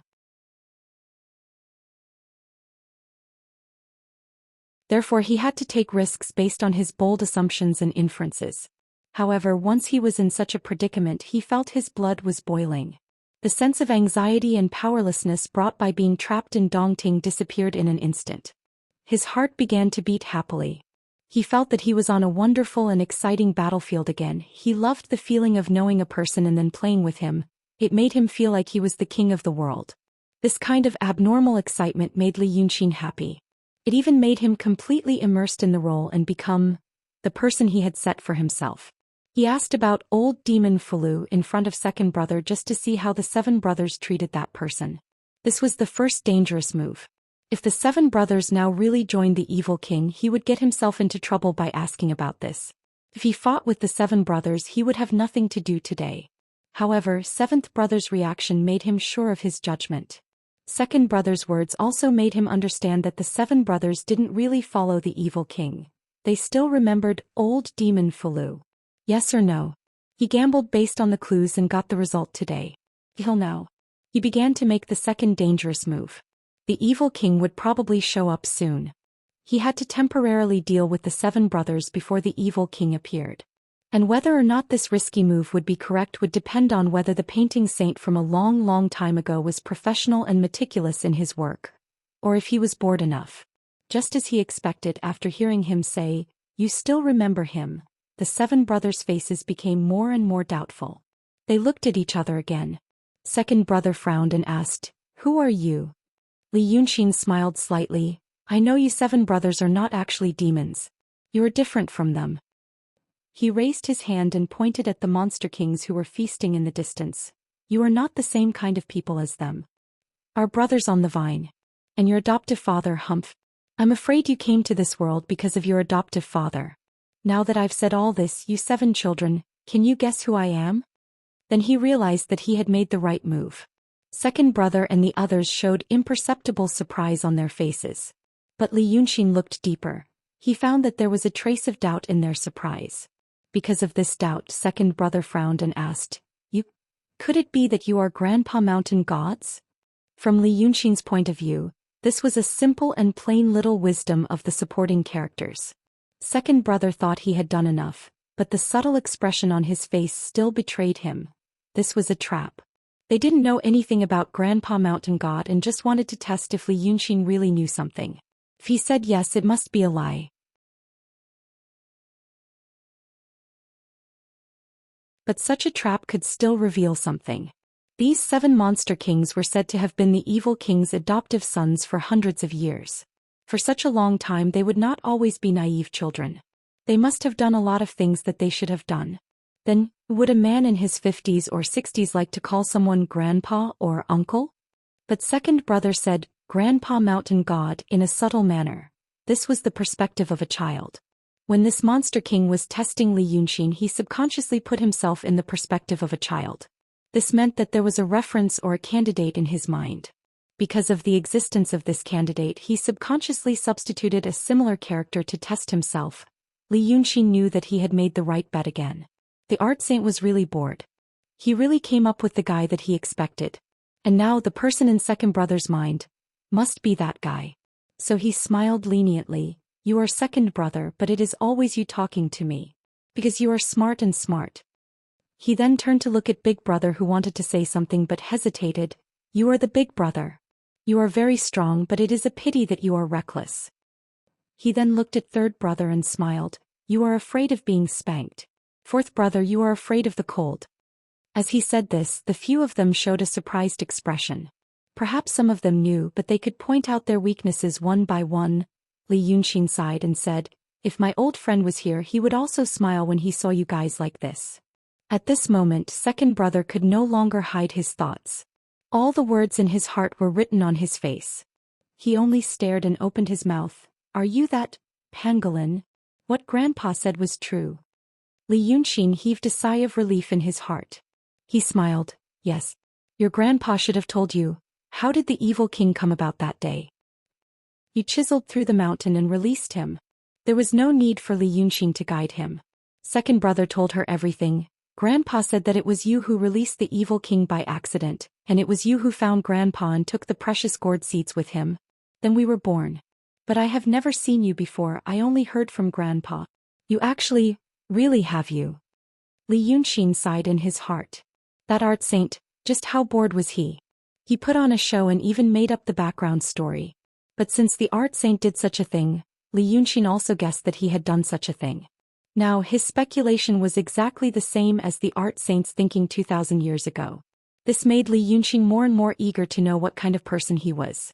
He often saw bits and pieces of the art saint left behind in this world, as if that person was an invisible person who always lingered around him.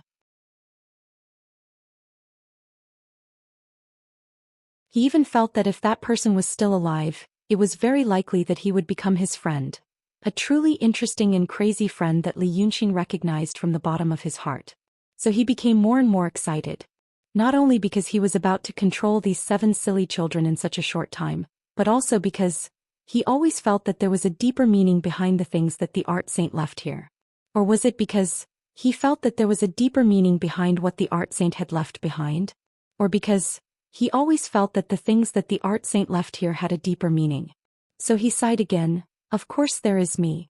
But these years I have hidden my identity, sigh. So he sighed again. Of course there is me. After he said this he looked around. The demon blood feast was still going on, and the screams of agony could be heard without end. After saying this he looked around.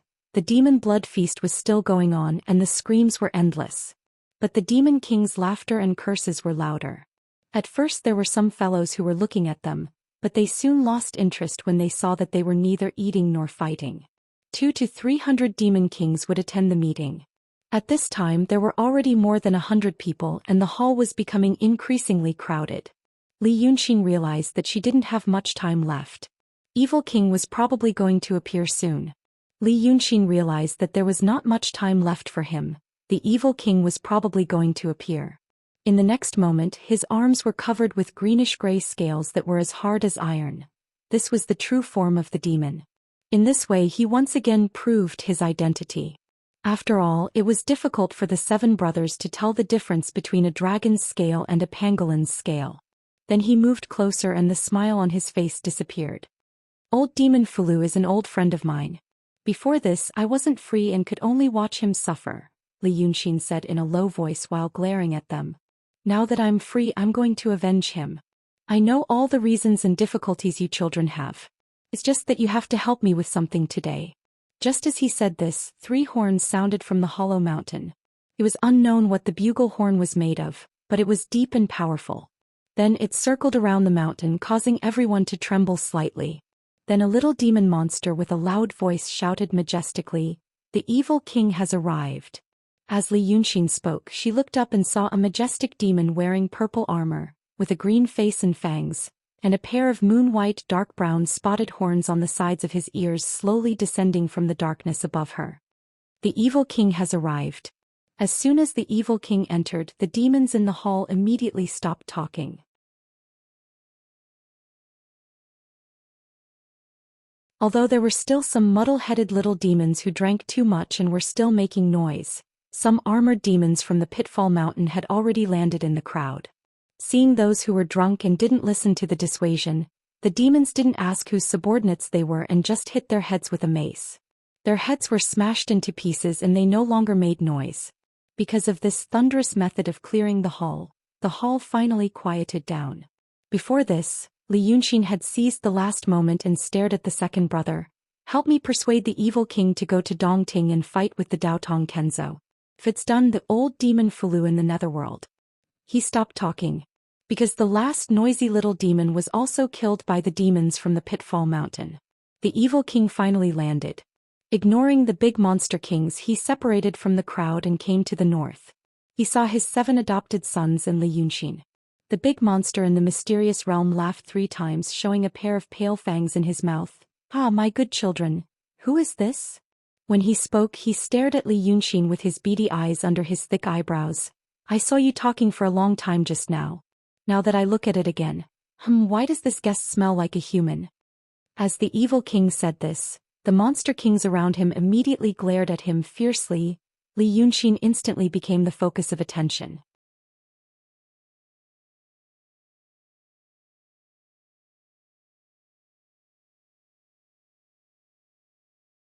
Chapter 258. Li Yunxin didn't speak but looked at the 7 brothers beside him. He had already used a lot of methods just now, which was why he felt that the 7 of them would probably listen to him. Even if they were still hesitant and could not make the final decision, they would at least play along with the evil king for the time being so that he could deceive them. However, he didn't expect that. The words he said and the momentum he created just now seemed to be very effective. It was so good that the 7 brothers were still in a state of turmoil, even to the point where they couldn't control themselves. They seemed to be trying hard to calm their emotions, but it wasn't very successful. When Li Yunxin looked at them, he found that the eldest brother was staring straight at the evil king with a pair of big black eyes, almost spitting out flames. He also felt that it was inappropriate, so he quickly lowered his head to hide his expression. If he was alone, it wouldn't be a problem. But the problem was, almost all 7 of them were like this. The evil king originally stared fiercely at Li Yunxin. But now, when he looked at his adopted sons again, he found that they all had the same expression on their faces. He immediately became confused. The profound realm great demon's eyes moved back and forth between Li Yunxin and his 7 adopted sons, and finally frowned even more tightly. He reached out his hand and pointed at the most innocent and shy 7th brother, saying in a deep voice, "7th brother, what's wrong with you?" Then he squinted at Li Yunxin. "What did this person say to you?" So Li Yunxin realized that he seemed to have made a mistake. He underestimated the 7's feelings for the old demon Fulu. He thought that the 7 of them had been the evil king's adopted sons for hundreds of years, and even if he made them believe that he was really the old friend of the old demon Fulu, they would still hesitate for a while. After weighing the pros and cons, they would completely accept the path and fate he had arranged for them, and then they would worry about how to take revenge and how to deal with the evil king. But he forgot something else. The emotions of the demons were pure and strong. He had experienced it once before with the Lord Dongting, but now he was speculating about the demons' actions based on human feelings. No matter why the 7 of them had endured for hundreds of years under the evil king's throne, now that he mentioned the past, it was like lightning stirring the fire, causing the accumulated resentment in their hearts to pour out in torrents. The outpouring this time was so fierce that even the 7 of them almost couldn't control themselves. And now that the evil king asked the 7th brother, the 7th brother no longer lowered his head. He stared at the evil king with wide eyes, and after a while he suddenly said, "We won't be fooled by you again."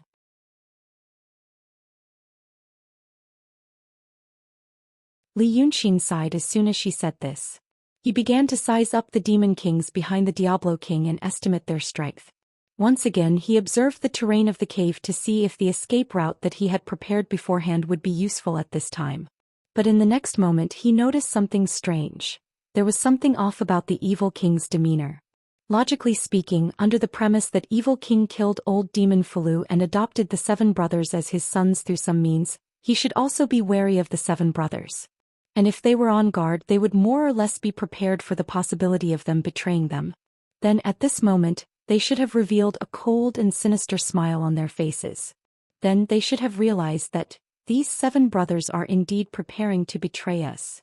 But now the only expression on Evil King's face was shock. The Evil King's true form was a giant scorpion. He had transformed into a human, but the skin on his face was still harder than that of a normal person, so his expression was not obvious. But now his mouth was half open and the 2 big fangs in his mouth opened and closed subconsciously. Li Yunxin thought that this should be his way of expressing his surprise. The Evil King froze for a moment before asking, "What are you talking about?" Then she looked at Li Yunxin. "Who exactly are you?" Since the 7th brother said that, the other 6 brothers didn't hide it anymore. 2nd brother snorted and jumped out from behind the stone platform to stand guard in front of Li Yunxin. He glared at the Evil King and pointed at him. "Hey, who do you think he is? Do you remember who let you out? He was that pangolin. You deceived us so much." After 2nd brother spoke, the other 5 brothers glared at the Evil King. The 7 brothers stood in front of Li Yunxin like a wall of flesh, protecting him behind them as if they were afraid that he would make any mistakes. Normally, At this point the evil king should have already turned hostile. But what surprised Li Yunxin even more was that when he looked at the evil king through the gap between the 7 brothers, he found that the evil king was even more surprised. This surprise didn't seem to be fake. A profound realm big demon had no reason to pretend in front of so many small demons. What is going on? The evil king said in surprise again. Pangolin? Which pangolin? Hey. You 7 silly boys, you didn't believe me but chose to believe this. At this point he raised his eyebrows and shouted angrily, who is this person? How did he sneak in? Guards. As he shouted, the hundreds of demons behind him responded in unison. But the evil king didn't want them, but the snake spirit 7 Duanjin who was guarding the entrance of the Pitfall Mountain. The snake spirit came quickly. She probably heard the news from the small demons in the cave and knew that something had happened.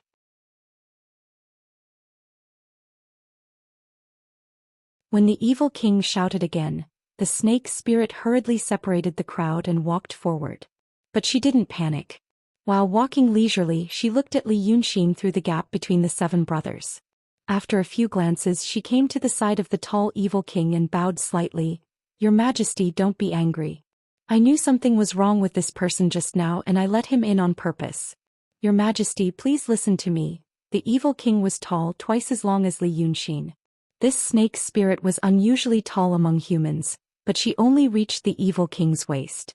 After she said so, the evil king frowned again and bent down so that the snake spirit could whisper in his ear.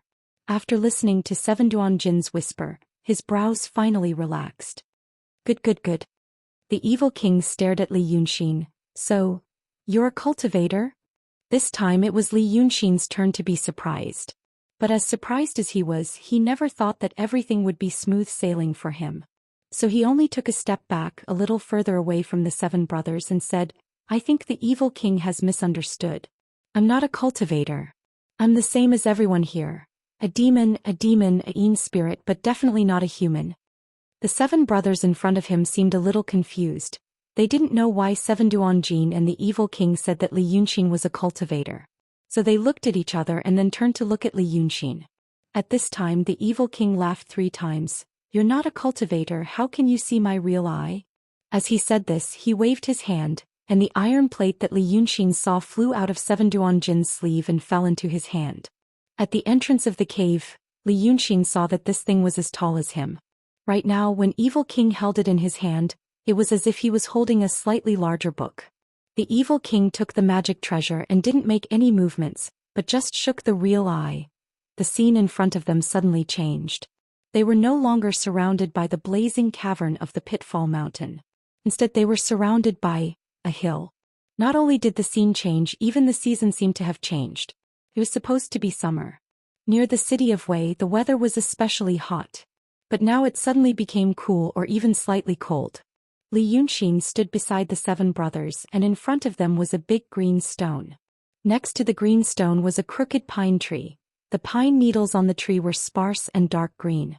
The tall evil king and the petite snake stood under the pine tree, and behind them was the endless mountains. Looking at the time, it was dusk. The sun was about to set, casting its last afterglow on this world.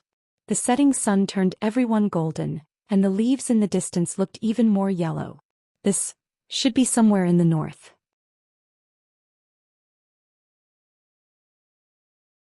Li Yunxin couldn't figure out if the evil king really moved them to a place in an instant, or if it was an illusion. If it was an illusion, he was a Daoist priest. Among the 3 types of cultivators, Daoist priest, swordsman, and Daoist priest, the latter was the best at illusion. But even if Li Yunxin mobilized the spiritual power in his body to find the flaw of this illusion, he had no clue.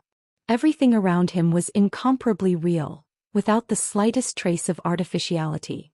But if it was a real world, where did the evil king get such supernatural power? It should be caused by the magic treasure in his hand, the real eye? But this scene was inexplicably familiar. But no matter how hard Li Yunxin thought, he couldn't think of where he had seen it before. While he was stunned, the evil king sneered, "You are already in my treasure, don't think of escaping. Let me ask you, you say you are a demon, but how did you see my real eye?" The 7 brothers stood in front of Li Yunxin and were about to speak, but the evil king was already impatient. as if there were only the few of them here. He no longer had the fatherly attitude from before. The great demon of the mysterious realm waved his hand, but he couldn't feel any demonic power or spiritual power. The 7 brothers were stunned as if time had stopped for them.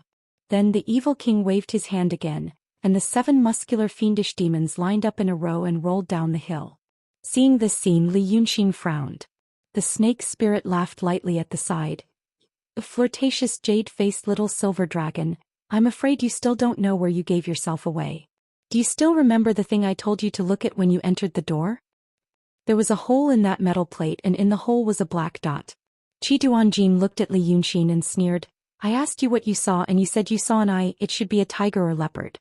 But you didn't know. This was the real eye. The demons can only see a black dot. Only cultivators that practice Heaven's Will technique can see the real thing. You saw through it with one glance. If it's not a cultivator, what else could it be? As Qi Duanjin said this, the evil king looked at him coldly, waiting to see how Li Yunxin would explain. But the 2 demons immediately discovered that there was something wrong with the expression on Li Yunxin's face. He didn't look like someone who had fallen into a desperate situation and found out that he had been seen through. He was originally frowning and thinking about something. Hearing Qi Duanjin's words, he frowned and thought for a while, then his eyes suddenly lit up. Then he slowly turned around and carefully looked at his surroundings. After looking for a long time, his face finally revealed a shocked and uncertain expression. But this expression disappeared in a flash. It became even more strange and complicated.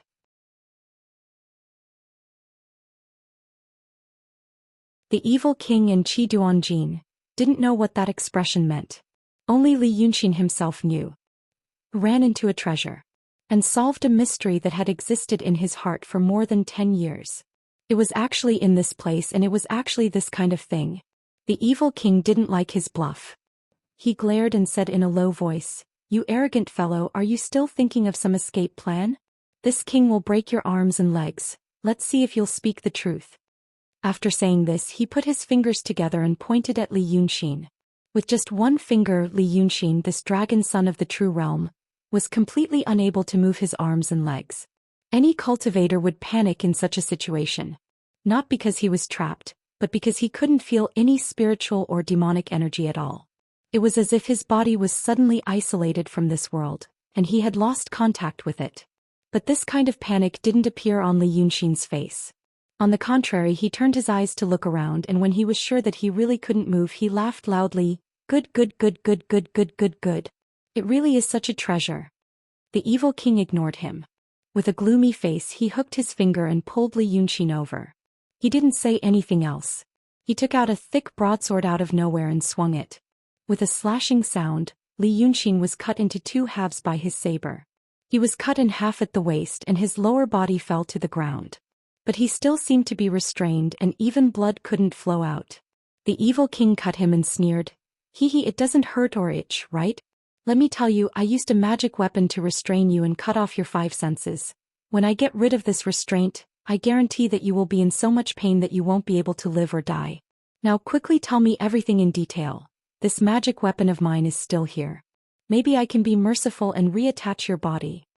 Li Yunxin, on the other hand, only turned her eyes to look at the half of her body that had left him. She chuckled and said, "It really doesn't hurt. But, evil king, it might work if you use this method to fool those demon kings under you. If you use it to deal with me, hey. You are a great demon in the mysterious realm. Killing me is as easy as flipping your hand. Why did you have to go through the trouble of restraining me and then killing me? Let me guess. Could it be that this place is an illusion to begin with? In fact, you can't do anything here, so you can only use this method of cutting off your 5 senses to scare people? If you ask me, I feel that I am still in the same place as before." The evil king stared at him and spat. "Bah. Do you know that this treasure of mine is..." But Li Yunxin interrupted him. He looked straight into the evil king's eyes. "Listen to me. Listen to me for a while, maybe you will get a surprise."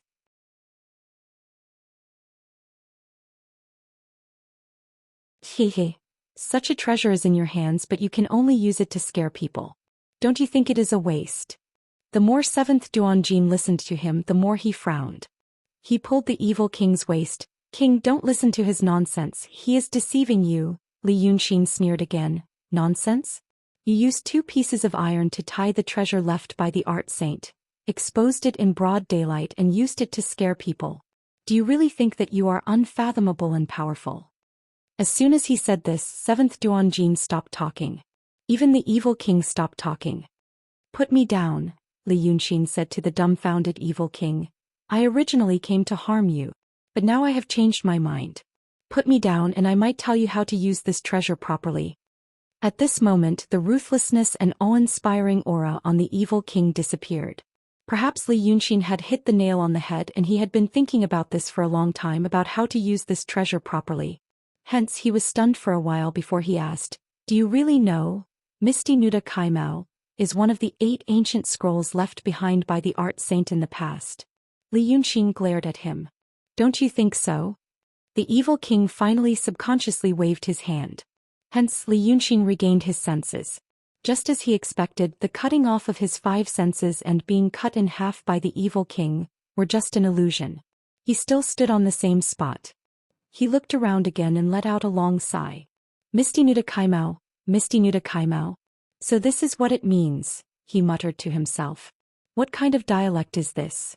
When he was very young, his parents had mentioned this painting when they taught him about the art of painting. It was one of the 8 ancient scrolls left behind by the art saint. Now, it was in the evil king's hands.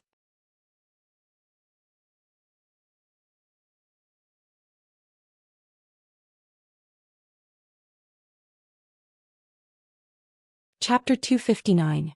Li Yunxin sighs here for a while, but evil king and the snake monster can't bear it anymore. The monster of Xian realm becomes more anxious because the mysterious guy in front of him may know the secret he has been dreaming of. This is totally different from his usual calm attitude in front of other monsters.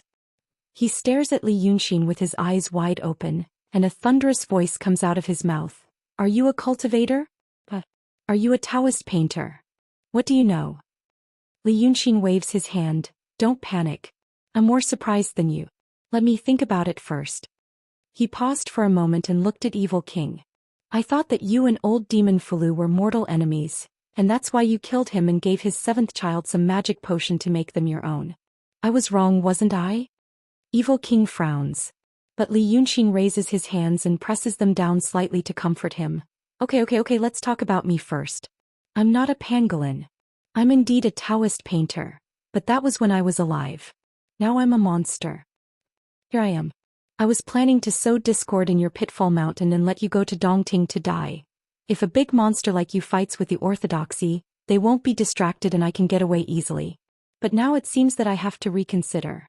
Li Yunxin thinks for a while. For example, let's be friends. Hearing his words, evil king and the snake monster look at each other.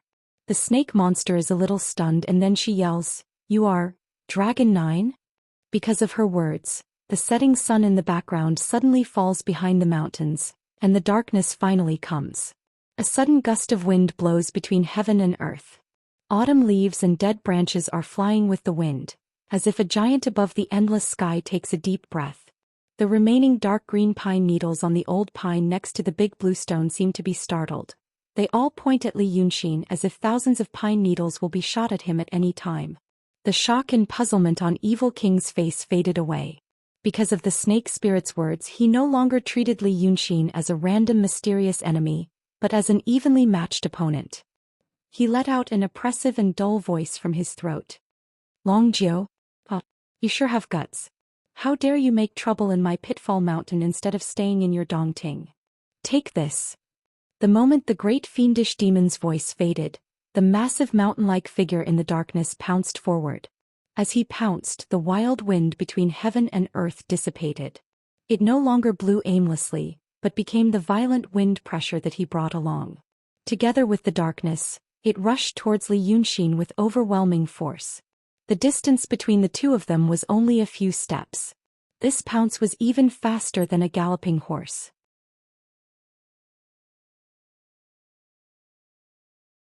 Before the snake spirit beside him could see him clearly, with a loud rumbling sound, the two huge bodies collided into each other. However, the evil king's momentum was clearly a little more violent. The huge black figure directly blasted Li Yunxin, who was in front of him several meters away. Everything in their way, the trees, rocks, dust, strong winds, and even the endless darkness in the void, was instantly crushed into powder. Moreover, it shot out countless fierce sparks that resembled a sputtering rainstorm. The evil king's attack only lasted for an instant.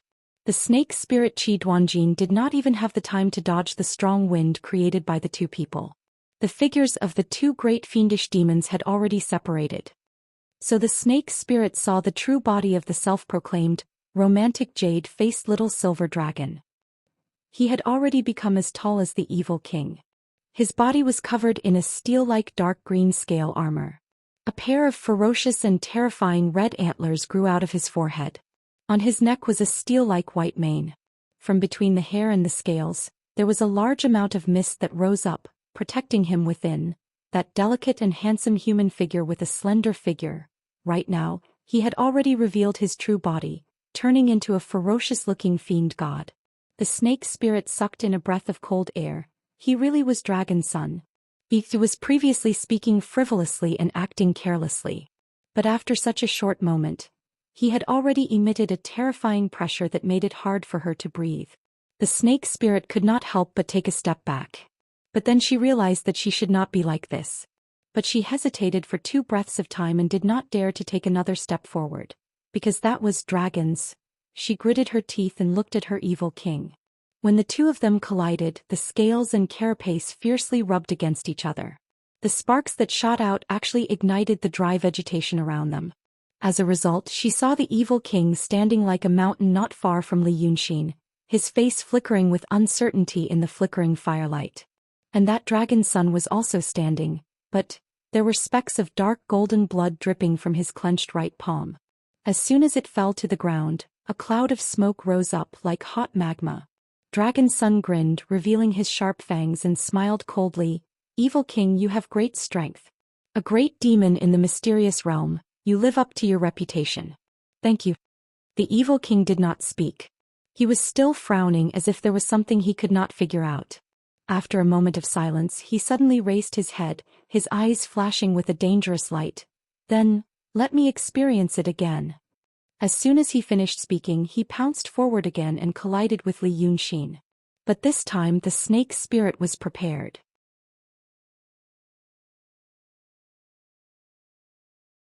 She immediately took out a colorful snake slough and covered herself in it. It turned out that her reaction was correct. A continuous series of explosions and roars immediately rang in her ears. It was as if the world had become a big drum, and the two terrible great demons had turned themselves into drumsticks, using all their strength to shake the earth. Boom, boom, boom.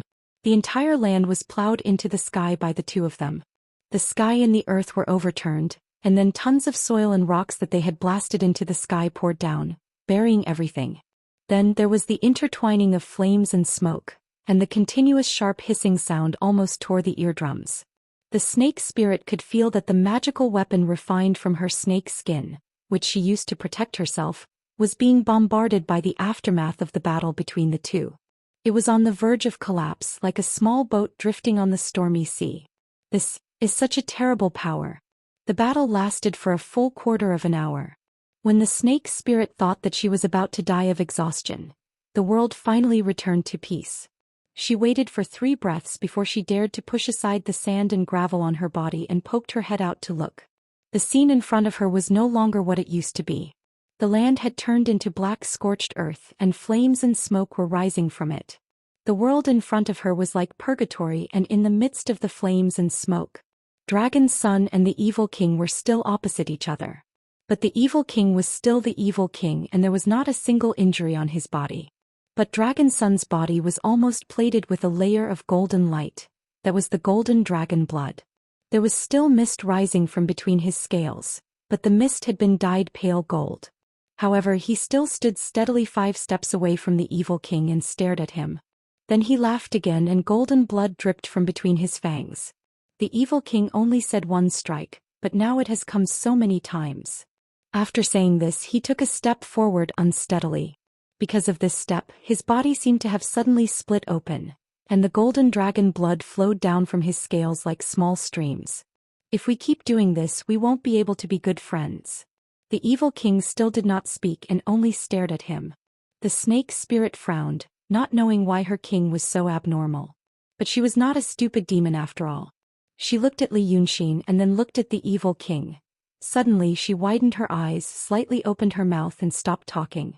She suddenly realized that her king was a demon of the mysterious realm. And this Long Jio was fighting with a demon of the mysterious realm in the opponent's artifact for a full quarter of an hour. And he could still stand. And this was also what puzzled the evil king. For the first time he held back.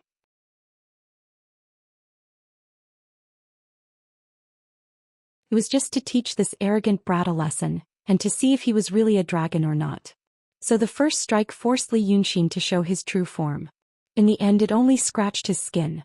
This surprised the evil king. According to the information he got through some channels, this Long Ju used to be at the peak of the transcendent realm, but now he was at the true realm. But how big was the difference between the true realm and the mysterious realm? Even if he was Long's son, he couldn't. One must know that in the quarter of an hour after that, the evil king still had some strength left.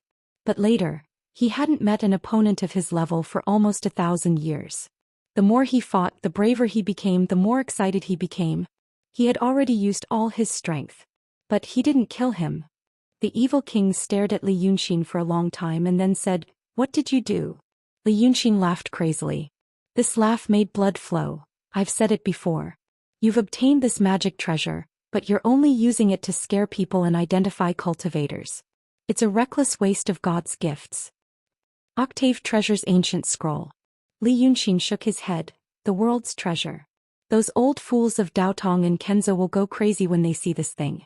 You use 2 pieces of iron to clamp it together. You ask me, how can a Yin spirit of the true realm stand in front of you for so long? Now if I say I know how to use this thing correctly, do you believe me? I'm proficient in the art of painting. And this thing, although it's your artifact, how do you know how to use the spiritual power in this scroll? But how do you know how to use the spiritual power in this scroll?" Li Yunxin narrowed her eyes. "If we were outside, that blow of yours might have killed me. But in this scroll, the evil king, this is the home field of us Daoists. The flow of spiritual power, the pull of qi. There are too many things you can't see. The use of this treasure. You don't even know 1 out of 10 million. As he said this, the golden blood on his body was still flowing out. But neither the evil king nor the snake spirit 7 Duanjin had the slightest intention of taking advantage of him. Because he had already used reality to prove what he said. A demon of the true realm, using the opponent's artifact, fought to a draw with a demon of the profound realm. The evil king was silent for a long time and finally said in a low voice, "Then, what do you want?" Li Yunxin finally let out a sigh of relief. He raised his hand and pointed at the snake spirit 7 Duanjin. The evil king and the snake spirit were slightly stunned. Then the evil king frowned. "You want her?" Li Yunxin let out a breath. "Come help me." Then he fell heavily to the ground. You're tuning in to the Zhou Xian's Legacy YouTube channel. Don't forget to subscribe and join us on this journey to catch the most captivating stories.